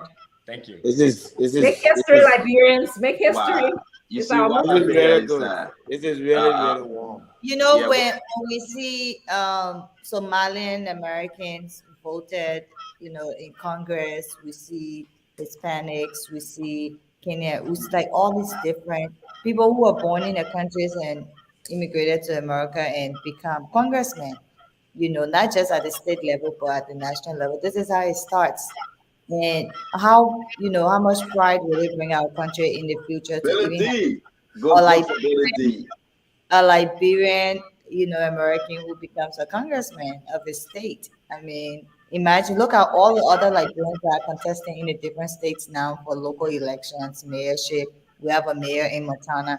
So I think it's good for the country. It strengthens bilateral conversations and negotiations, regardless of who's president in Liberia. It helps the country a lot. So this is not about partisan politics. Kev Ubek, you put your feelings aside. You support the one person that's going to be a representation for Liberians, in Brooklyn. Well, he's helping the Liberian government police. Now, 40 of them. We're back to the government police. 40 of them will be coming to America. People are trying to get chairmanability of the Hulk. I know he was praying, so thank God Winfred Russell came on because Kevin's pressure was crazy. Chairman, I know they were calling, screaming at you, beating on you for what you said. You couldn't answer the question with an open mind. We want to say we appreciate you, my brother. The CPP discussion, the Liberty Party, you pleaded the faith. What next? We got to go to the phone line. People heard you. I think yes. One of the things that I didn't listen to you ask, but it appears as though your question and my answer indicated that the negotiation that I'm talking about was initiated by me. So I needed to make it clear that it was not. Like I said, there were two meetings. The first meeting was Can everybody mute their background? I don't know if It's it's from from the yes, somebody. chairman. It's from the chairman. No, it's not me. No Okay. way. So hold on now. Hold on, chairman. We're not behind the house. Talk to us, Mariah. Is it better now? No, we asking you. Can you hear anything? Oh, Chairman, better that you speak because when you were speaking, I was hearing it. No, because it's from him. That's why I muted him. So you're not hearing nothing. Yeah, no. Exactly. So I'm gonna unmute him, then you're gonna hear him because it's chairman. You hearing it? No, and You see the man I turn off the fan. Quick. You don't turn I off don't the use AC. extender. You don't I turn off use the AC. fan. Quick. Stand The on. man turn off the AC. You know you see him looking around? No, it's still on. Yeah, there it's still on, but that's what surprises me. Yeah, the AC on there. So okay. because I thought that was the problem. But I wanted to ask a question while you ending your closing comments. You just, But can I it's not closing comment. I just want to make clarification. Can I just Okay, go ahead. so I just wanted to clarify that this reconciliation, which has not started, there has only been talk of it, was initiated firstly by former professional colleagues of Councillor Bromsky, who organized a meeting between me and Dillon, Senator Dillon. The second meeting was held only between me and Senator Dillon, who called me and said what I was in Nimba, and I said, no. He said, if you're in town, let's sit down and talk. And then we sat down and talked mutually, and after that, we left. There has not been any form of negotiation. There has not been anything that talks about what we're going to decide, who's going to attend the discussion, what are we going to negotiate, nothing. I think it's important that we know that there has only been talk of reconciliation. No major step has been taken towards it, but what that talk has brought is that it's showing the willingness of all parties to be part of a negotiated settlement of the party crisis. I think it Thank was you, Chairman. Chairman, we made a mistake. We've been on the show for over 3 hours. The time has changed. We will be starting the program 3:30. Thank God. So from 3:30 to 5 by 2 hours, maybe 10:30 we should be done. 11, we passed 11. It's 11:32 in Liberia. Correct, Chairman? Am I right, Mariah? Yes, yes. So we passed 3 hours. Let's wrap this thing. Let's do our closing. Sorry, folks, we cannot take the phone calls because certainly our show time now will be from 3:30 p.m. Eastern time in America. That would be 8:30 p.m. Liberian time because our time has changed. So just accept us for 2.5 hours. Trust me, this is not easy, but we'll do our best. So guys, let's wrap this thing, Chairman. It's good having you, man. We appreciate all your honesty tonight. You didn't answer some of our questions, but it is what it is. We're moving. So, can you wrap up? Yeah, I think it was good. Thank you. We'll continue to engage. I think we should all, from the opposition perspective, we engage opposition talking to one another. There's several things we can share together. And one of the easiest way of, working together is to say, let's pave the way so that whoever goes second round, the other person can support. But everything should be put on the table, and nobody should feel that, the other person's proposal is not valuable, and hopefully we can get somewhere, where we can get everything into being. So I believe, and I'm still very hopeful that the opposition will come up with something that the Liberian people want. And I think we can start by building confidence into our leaders, continuous meetings among I have a good relationship with the chairman of our United Party, I hope that our two standard bearers can do it. I do know that my standard bearer, is going to or has made effort to reach out to the UP standard bearer. Either way, the lines there, will keep it hard and put Liberia first, not individual, but Liberia first. Listen, thank you. Good having you as always. I know we'll see you in the near future. It is why it is. Good show. Thank you as always. Say hi to the family, brother. Thank you. Yeah, bye bye. All right, guys, let's wrap this thing up. I know Kev, sorry, we didn't observe the time. We Oh, passed that's 3 hours. It's tiring. Thank you. You want to close, Kev? You want to do your closing?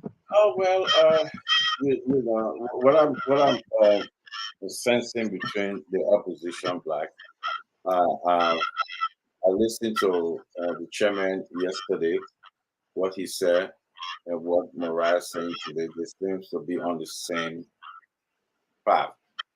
Mariah is calling for commies, commies, commies. We're now running for second. Chairman Tapper said the same thing yesterday. Buckeye, Buckeye, we're now running for second. But Musa is in the middle right now and offering a choice that we should discuss first and second. So it's kind of like a mixed message that coming out of the opposition black, So we don't know, which is which. Mariah is saying something uh, strong and said, "We're not running for to be second. No way." Uh, the same thing with the chairman. So I think there's a lot of discussion going on. There's a lot of hidden message. There's a lot of things, but I would say we should not listen to what they're saying. Is what they are not saying, and what they are not saying is we fight from there, man. We don't like each other. Everything on the news is just a bunch of crap. We're not going to be second to nobody. So that's the message people need to listen to. Thank you. Thank you very much, Kev. Mariah? Thank you. I think it was good conversation. I don't want to belabor the points made. I think we should, having exhausted all of these political parties' decisions, should now try to turn the conversation a bit to some of the serious national issues ongoing. I know today there was protest about wages enumerators blocking the streets to get their money. A lot of our young people, our sons, cousins, brothers, and sisters, are stranded in these counties because they've not been paid their per diem and stipend. They cannot even come back home to their families. I think those are very serious issues. I think we also need to discuss the issue again of the census and how it's proceeding, the allegations of rampant corruption at pledges and withdrawal of thousands of dollars. We need to talk about the biometric. Clearly, that's also another serious issue that's affecting these very elections that the political parties we're discussing have to be a part of. Mr. Cummings did speak about that issue. And there are more, serious issues that I think we need to highlight and give some visibility, because it's the bread and butter issue. The president's out of the country, and it's almost like the country is on autopilot. There's no leader. There's no body to run the affairs of the country for the next almost 2 months, and it's a joke. So again, we've discussed these political parties lengthily.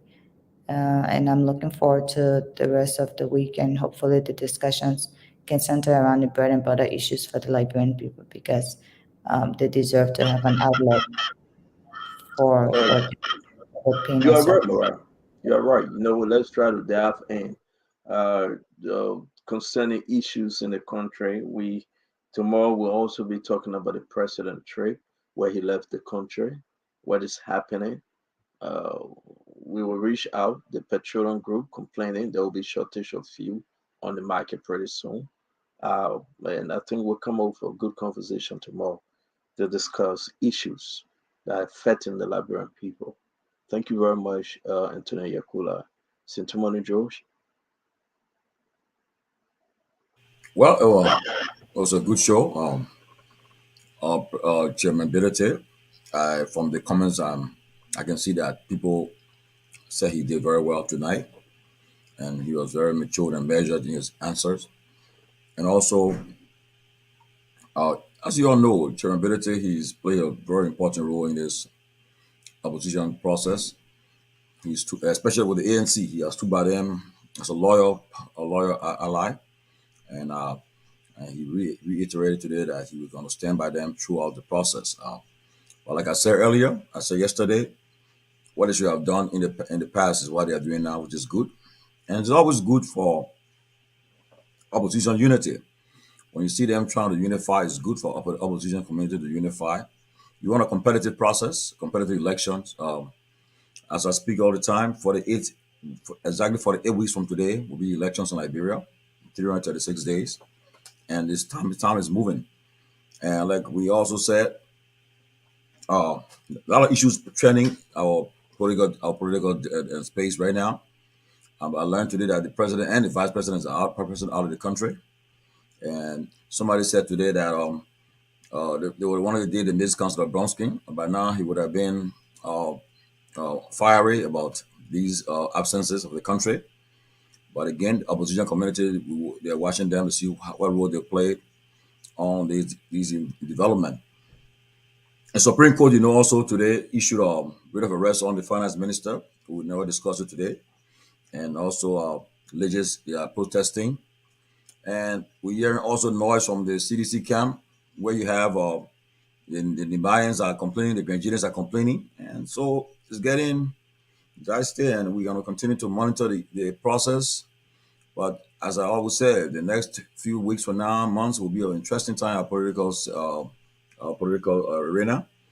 We just got to open for the debate, open for the discourse, and see what happens. But at the end of the day, come 48 weeks from today, like bro, either have a re-elected we are or a new president of our country. So let's continue to monitor the events and dig deeper and give Liberian people the best we can offer. Thanks. Thank you very much, Sintomani. Dr. Richardson. It's a good show. It was great to see Chairmability speak about being open to a dialogue between the Unity Party standard bearer and ANC CPP standard bearer. I think it's a good move. I think that is a politically astute move. I also heard him say that, oh, there's so much noise. Thank you. I also heard him say that he will do everything in the best interest of Liberia. I think that is the key. That's how all Liberians should be thinking. And the best interest for Liberia is to decrease the issues about corruption, is to promote leadership as opposed to just plain having experience.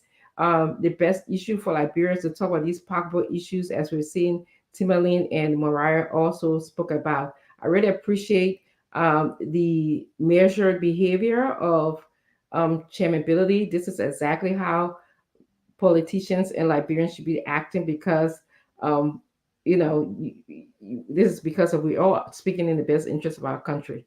Thank you. Thank you, Dr. Richardson. Again, it's true. Let's just give credit to chairmanability. He was very mature in his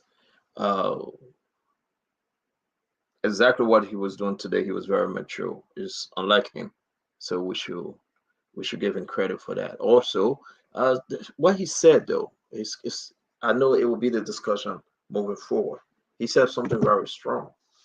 Now the two options on the table when you talk about Cummings and Walker is either or, and I think they are willing to discuss moving forward. Let me say about Summit 12, the rate of arrest for Summit 12 from the Supreme Court. I spoke to Summit 12, who will be discussing it on Wednesday. As you know, Minister 12 will be our guest on Wednesday. Therefore, I just don't want us to discuss it because he will be in the House on Wednesday to discuss the issue. He will discuss the president trip. He will discuss the MCC. He will discuss what is happening in Nimba. Folks saying under this administration, the George Manaway administration, the Madians is receiving some things, and senators say he will discuss it likewise. He will discuss what is happening with CDC today. In the absence of Nathaniel McGill, Minister 12 will be discussing the issue relevant to the re-election of President George Manaway. He will also discuss the MCC celebration that was had at the Maria City Corporation. They were celebrating and had a big party. He will discuss the importance. Huh? Tell me you're joking. Joking like how? You didn't see the video? They had a big party for passing the school card. Can you look in our chat room, Dr. Richardson and Senator Mariah, please? You joking? Yeah, they had a big party. Yeah? No, last week. Yeah.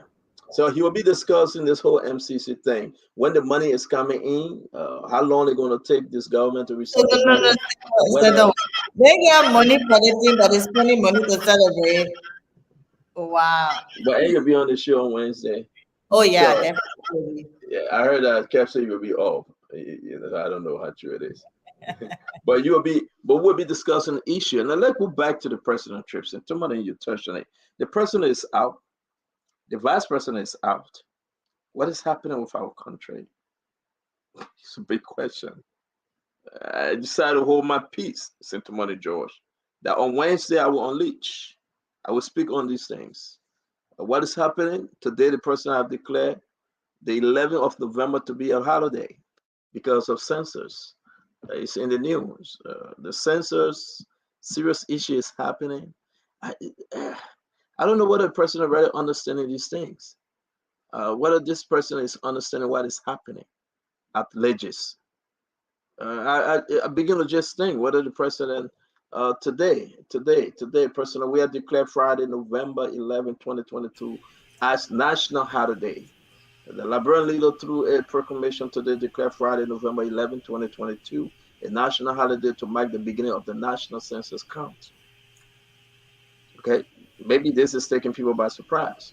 President, we are indicated that the holiday will afford the legislature to access household and begin the counting process, which will continue to the end of the month.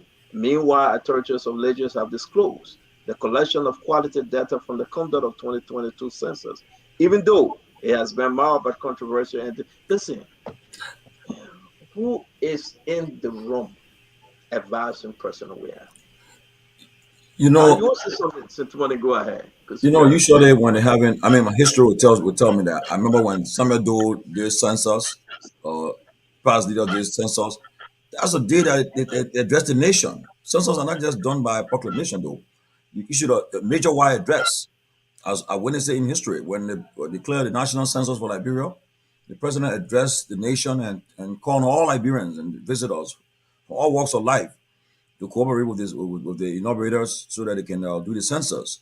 It's a very important time in our country because that's where you find out whether we have new district created. We'll have new counties come forth or so. That was where you find out where our development priorities will be. So you don't just declare a proclamation. As I said, a student of history, we saw Doe address the nation. We saw Ellen address the nation during the census time on the tenure. But he can't address the nation from outside the country, though. We expect the president to go to the podium and mount the podium in Liberia and address the nation for that. And in fact, just while I'm on this discussion, I'm getting calls that the president may caution his visit based on public pressure, based on pressure from other walks of life. They may caution his visit to return to the country instead of staying that length of time in the country. And I pray and hope that the president will listen to the public outcry and return to the country and not stay under the country until December. I think let's have that discussion tomorrow because what we are gathering since tomorrow because we totally all of time. The fact that the reason Commissioner Eugene Lane Nagwe lay out that this president can take almost 8 weeks out of the country. It's one of the worst reasons that will go down in history. One of the worst reasons that will go down in history. and the president putting out proclamation about the censors. You know what is happening at Legis? Let's talk about what is happening at Legis. The president have ignored the recommendation by LCC that those cats are so corrupt. You have ignored it. It's like it's nothing for him to talk about. But guys, we all have time, man. Let's have this conversation no more. It's like Liberian had reached to a place. And I want to. Do we have any adults left in the room? So we cannot talk about. I do my closing. Every one of you guys have closed. It's a brand new show. I'm talking about closing. But I do my closing. But I do my closing, Kev. Kev, I understand this is how you behave. But when I do my closing, you're interrupting me. You're interrupting me. So I want to say, Kev, let's wrap this thing up, Kev. And a lot of savings. Kev, so that's a Richardson. Kev, we gotta go. Kev, we gotta go. We gotta go, brother. Please, let's go. Please, we gotta go, brother. Don't interrupt us. Dr. Richardson, I want to say thank you. Thank you. Anthony Yakula, I want to say thank you. Saint Tumole George, Kev Hassan, we appreciate everyone. Can I just say just on the back? The show on Wednesday. Take your pressure medicine before you come the show. Yeah, Wednesday before you come. Yeah, pressure medicine. One of the best. Yeah, what are you doing today? One of the best who very good at his job will be here. When summit were appear, that make sure you take your pressure medicine. You have nothing to worry about. Because so you will be off, right, Kev? You are off that day, right? Worry about Kev, you are off that day, right? Yeah. If I want to be, I can be, but still don't get surprised, but sit down. But when you come in, just take your pressure medicine. Okay, then be laughing. I don't worry, but someone to know exactly what he's doing, so I'm not worried about Twe. And folks, for the record, because Summer Twe is coming on, we will go back to our clock system. Because we got to watch what Samuel Twe will say. He always talk us out of our conversation. We're giving 2 minutes, and when he's speaking, we'll put a 2-minute clock system up, just for Samuel Twe alone. Okay? Because we need to ask all of our questions. And who knows? Maybe somebody else will join us on that day to ask Samuel Twe a question concerning this MCC. All right? We want to say thanks. Somebody don't do that, Mariah. Don't do your face like that. Don't do your fair. You know, listen, guys, let's be fair. We don't know about the MCC. For me, I don't know about the MCC like that. So I beg somebody to come on. Well, bring it, that's how we used to pass it.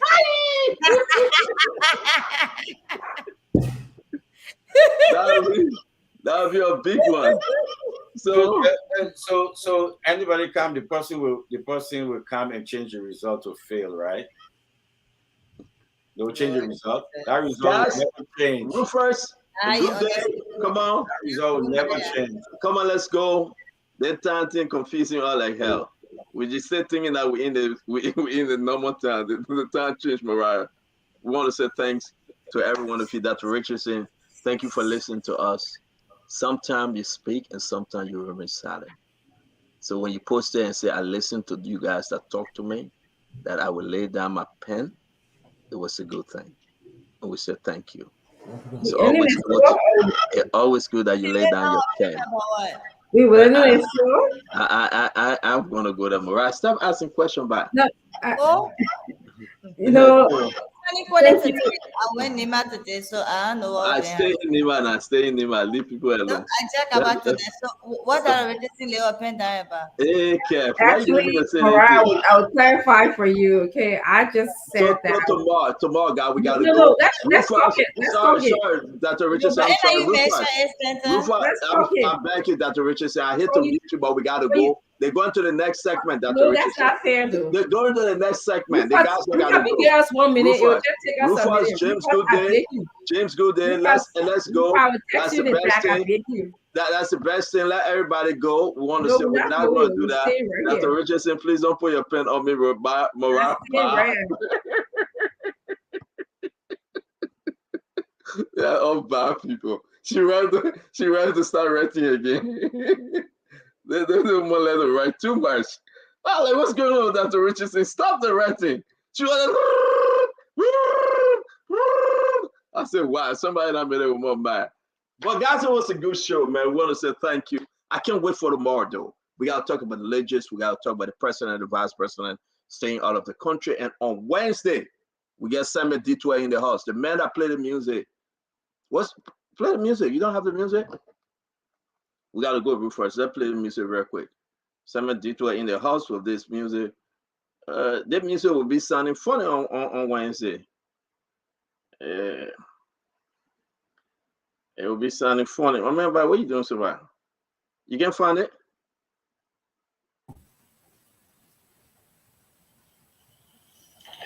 Oh, I'm talking. Yeah. Play. Oh, I'm talking. Oh, money, I'm talking. Oh, I'm Sissy. Oh, I'm talking. Oh, yeah, I'm talking. Oh, yeah, I'm talking. Oh, money, we are talking. Oh, I'm talking. Oh, whoa, I'm talking. Oh. MCC, I'm talking. Oh, yeah, I'm talking. Can you imagine at the party he was singing the song, James? You know that, right? Yeah.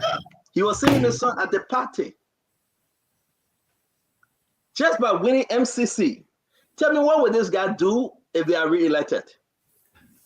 He will block traffic. He will be rolling on the You know what? Thank God Kev going. Let me bring Morale back. Morale, by winning MCC, they been saying he get the money. Oh, I want Kev to go small. That's all. How I can do it. The man get the money, right? The man get the money. But by winning MCC, to money, Josh, the man singing this song. What will happen if they are re-elected? And the man choose the gospel song. This is a gospel song. Yeah, but you know, I'll tell you this though. Don't forget, though. I'll be honest with you. Since the Troy have been one of the ministers that have come on a lot of pressure though, and let me tell you, after the sanction was imposed, I know there have been a lot of fingers pointing around. Pointing the Troy, yeah. Yeah, pointing the Troy that why he wasn't on sanction, why he and Maggie so close, and all kinds of stuff, and then the issue about the financial, the rights issue came about, and a lot of stuff going on again. And getting that pass, I think he felt was one of his greatest accomplishments and so forth. But again, like we've been saying, many Liberians still don't understand what the MCC are about, and so they got to. Like somebody told me, say the money is coming next week, money coming before the election, so and they don't understand. Yeah, but now, like I said, and you have to explain to these people, that that's not how it works. You got to get a qualify for the compact before the process before, and maybe a year or so, and before you talk about that. And so, but just for the fact that since the government inception of this government, the first time making a pass, it's something that as the Minister of Finance, because you won't be working like around the clock to ensure that pass. So you celebrate, but at the end of the day, it just need to be explained to the people why it meant. But they're not getting the money though. If everybody said next week, next month, that's what I said. Election, people don't understand. Some people just in their mind say, "Oh yeah," but they don't understand. They'll be explained to them, man. And on Wednesday, I hope. And I heard that, Morale, let me come to you. I heard that a lot of women, went to Senator to our house, and they said, "Thank you. Our country is getting $500 million." They went to Senator to our house. And they went to tell him thank you. It's the what I miss. I think information. It's the CDC government. I mean, they run the country on lies, and because they believe they can use propaganda to paint a picture, and that's why they continue to disappoint the people, because they don't have any truth and honesty in them. they are not able to be, honest with the Liberian people and tell them the truth. So they build their hopes, they build their expectations, and of course they know they can't meet up to these expectations. But it's almost like a balloon. You just need a needle of truth to just prick the balloon and it busts. Just fluff, puff. There's nothing there, and that's what they continue to do. It's one thing to pass the scorecard, but to make the Liberian people believe that the money coming or you're going to get $500 million because you passed the compact, it's just a bunch of lies. And we continue to do this to the people because I mean you have to I have just no celebrated Mariah. Let me hold you for a minute. I listen, just you celebrated. have no respect for people to continuously lie to them. Anybody who keeps lying to you, Well, got we no respect. pass that level now. You know that nobody gonna do pass that level ever. Let me Yeah, be but careful how I they lie. should at least have some respect for the Liberian people.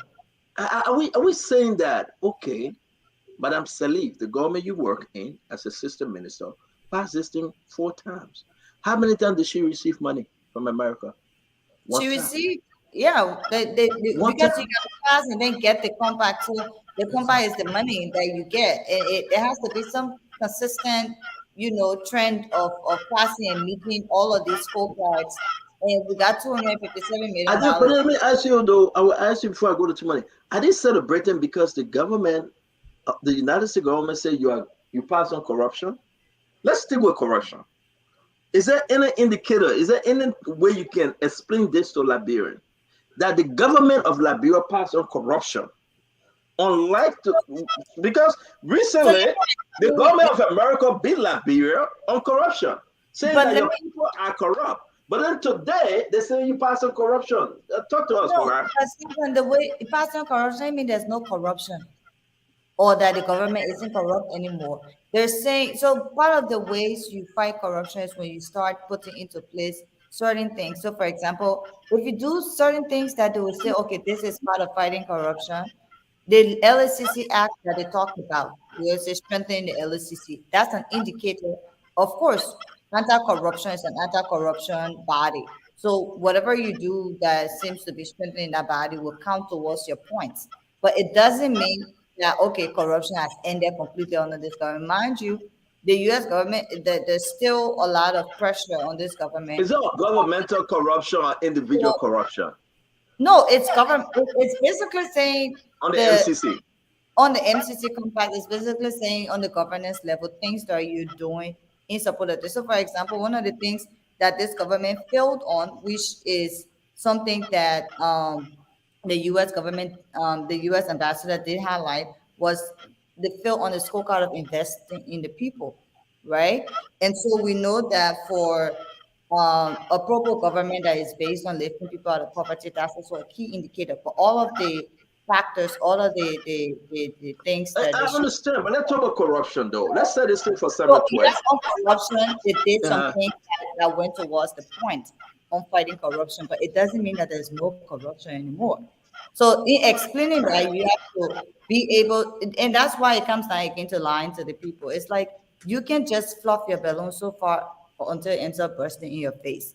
Sametua is still under pressure. He's still under pressure to account for the 25 million mob up. He's still under pressure to account for the COVID relief, $25 million. He's still under pressure to account for the road fund, 24 point something million. He's still under pressure to account for all of these other things, ledges, funding. He's still under a lot of pressure. So yes, he passed under his as finance minister, we passed the MCC compact after 4 years, the scorecard, but we have not been able to get the compact, which is getting the money that we had before under Madam Soli. So good step in the right direction, but let's not overly, it's part of the issue. How do you have a big party for almost like the child first period, second period, third period, fourth period, the past fifth period, they have big party. They're staying past the class yet. So, Mariah, begging you, let me pause you. Let me get to it because Kev just texted me. He must come back. He must come back. So our little overtime we're doing, he's jumping in. So tomorrow, George, how can opposition hold on that? Listen, this corruption thing that the government celebrating at the past, it's not good. It's not good in the sense that your people are going on sanction. They went on sanction and more to come. Is that an individual clearance or is this thing about the government? So tomorrow, George, when you talk about corruption. Well, I will go this way though. During the last administration, the MCC, the former foreign minister of Liberia, Honorable Ambassador, Honorable Captain, he headed the MCCL, and it was through his initiative too that they were able to pass and get get that compact and were able to get qualified for that money. Yeah, and I think my understanding is that he played a pivotal role in this process too. I think he worked behind the scenes, in helping the administration, which is good. That's a role for a nationalist, a patriot, to help your country. But again, we have two more to pass before we can get to that threshold now. So we still got work to do, but for the initial one is good. 12 out of 12 indicators we pass and we fail 8. 20. Yeah, so I think we got to work hard. And with the next few months, as I said, on the election, I don't know how it will be. It will be tough, I know, but I mean, I will give him his credit. He played his role, but he continued to work with Can they argue that there's no corruption within the government? Well, again, it depends. Now, we'll go to LCC now. LCC is they have some cases pending. LCC boss just got a victory at the Supreme Court, where for them to remove him now is have been put a injunction have been placed on his removal, and until the parties send their returns. So we're gonna hear more coming from the LCC and so forth. But perhaps if we hear more news about those involving corruption and whether the government is handling corruption the right way, we're going to hear it in the coming weeks and months. So we're still monitoring to find what's happening, but we know corruption exists somewhere. But again, we're going to find out where is the main place the corruption And comes I think that's where the opposition should come on with their own argument to debunk what this, and that's what will make the show interesting on Wednesday. Kev, take us home. Just on this corruption thing, Kev. Yeah, CEO, and I can understand where the opposition coming from, because if you don't have any more message, and the message that you were preaching all the time, that the MCC scorecard has debunked it. So you will come out to come in the minds of the people, make them to feel that this is nothing. But remember, CEO, they beat on us. They beat on this government and saying that, oh, you can't even pass, you're corrupt, you can't even pass. We pass now, and they try to undermine it. You cannot be speaking on the both sides of your mouth. You understand that? If you fail corruption, you can pass everything on that scorecard. You can pass 19. If you fail corruption, you fail. Corruption is big. I hear my So are you saying that there's no corruption because now the MCC clear you? You know what I'm saying to you? The magnitude of what Mariah just said, 25 million.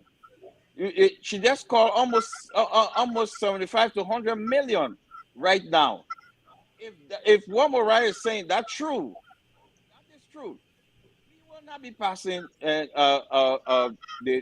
MCC. I can understand the message that the opposition. But answer the question. No more corruption. The message they're preaching around. That was my question, Kev. The message they're preaching around. Let's talk about the magnitude of what they're saying. Is there no more corruption in your government? Let me tell you something.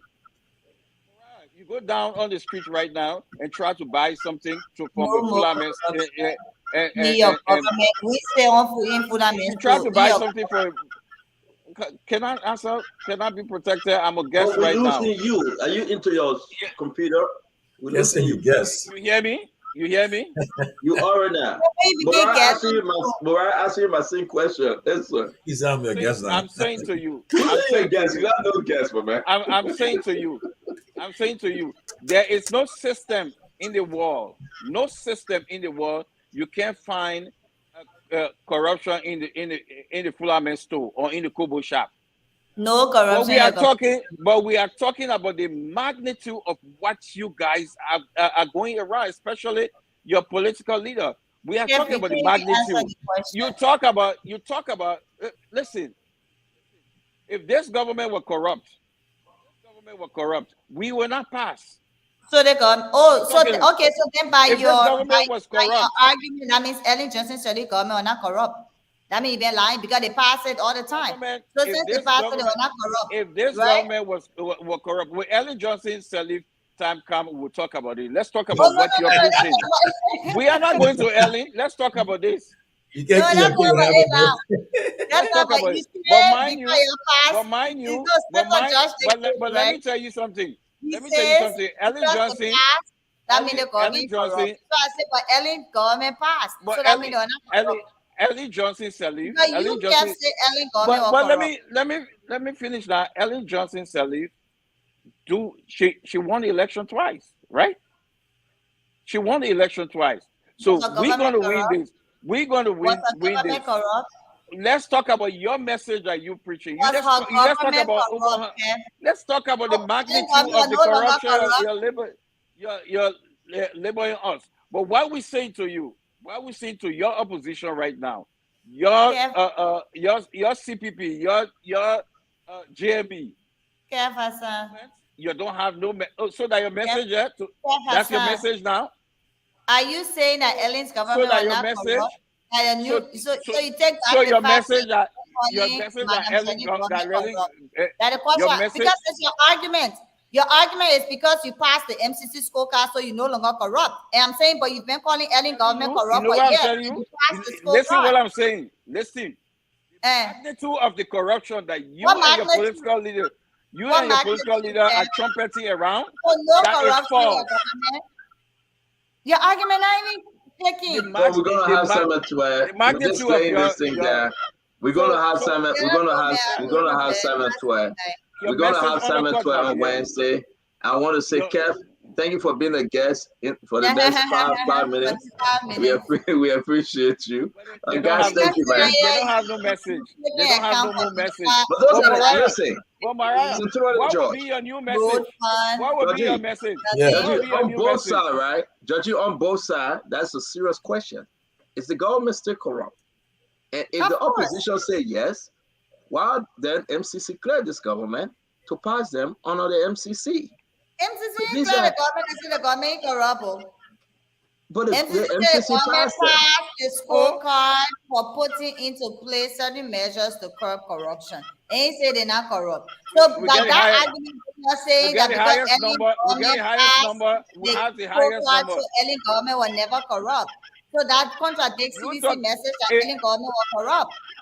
So choose your struggle. Let me tell you, we are not running against Ellen. Okay. JMB, and we're running against Ellen. We are not running against Ellen. Choose your struggle, my brother. So we should not be talking about Ellen. Let me tell you this. Okay, Mariah. So I'm not speaking on Ellen. I'm not running against Ellen. Government did it with tell when I be talking about Ellen government. I'm not running against Ellen. We're running against JMB and we're running against Cummings. Thank you very much, Honorable Kev Hassan, Anthony Yapila, Sentiment, and Georgia. Have a wonderful evening. Guys, we are done. You gotta choose a struggle, bro. Bye-bye.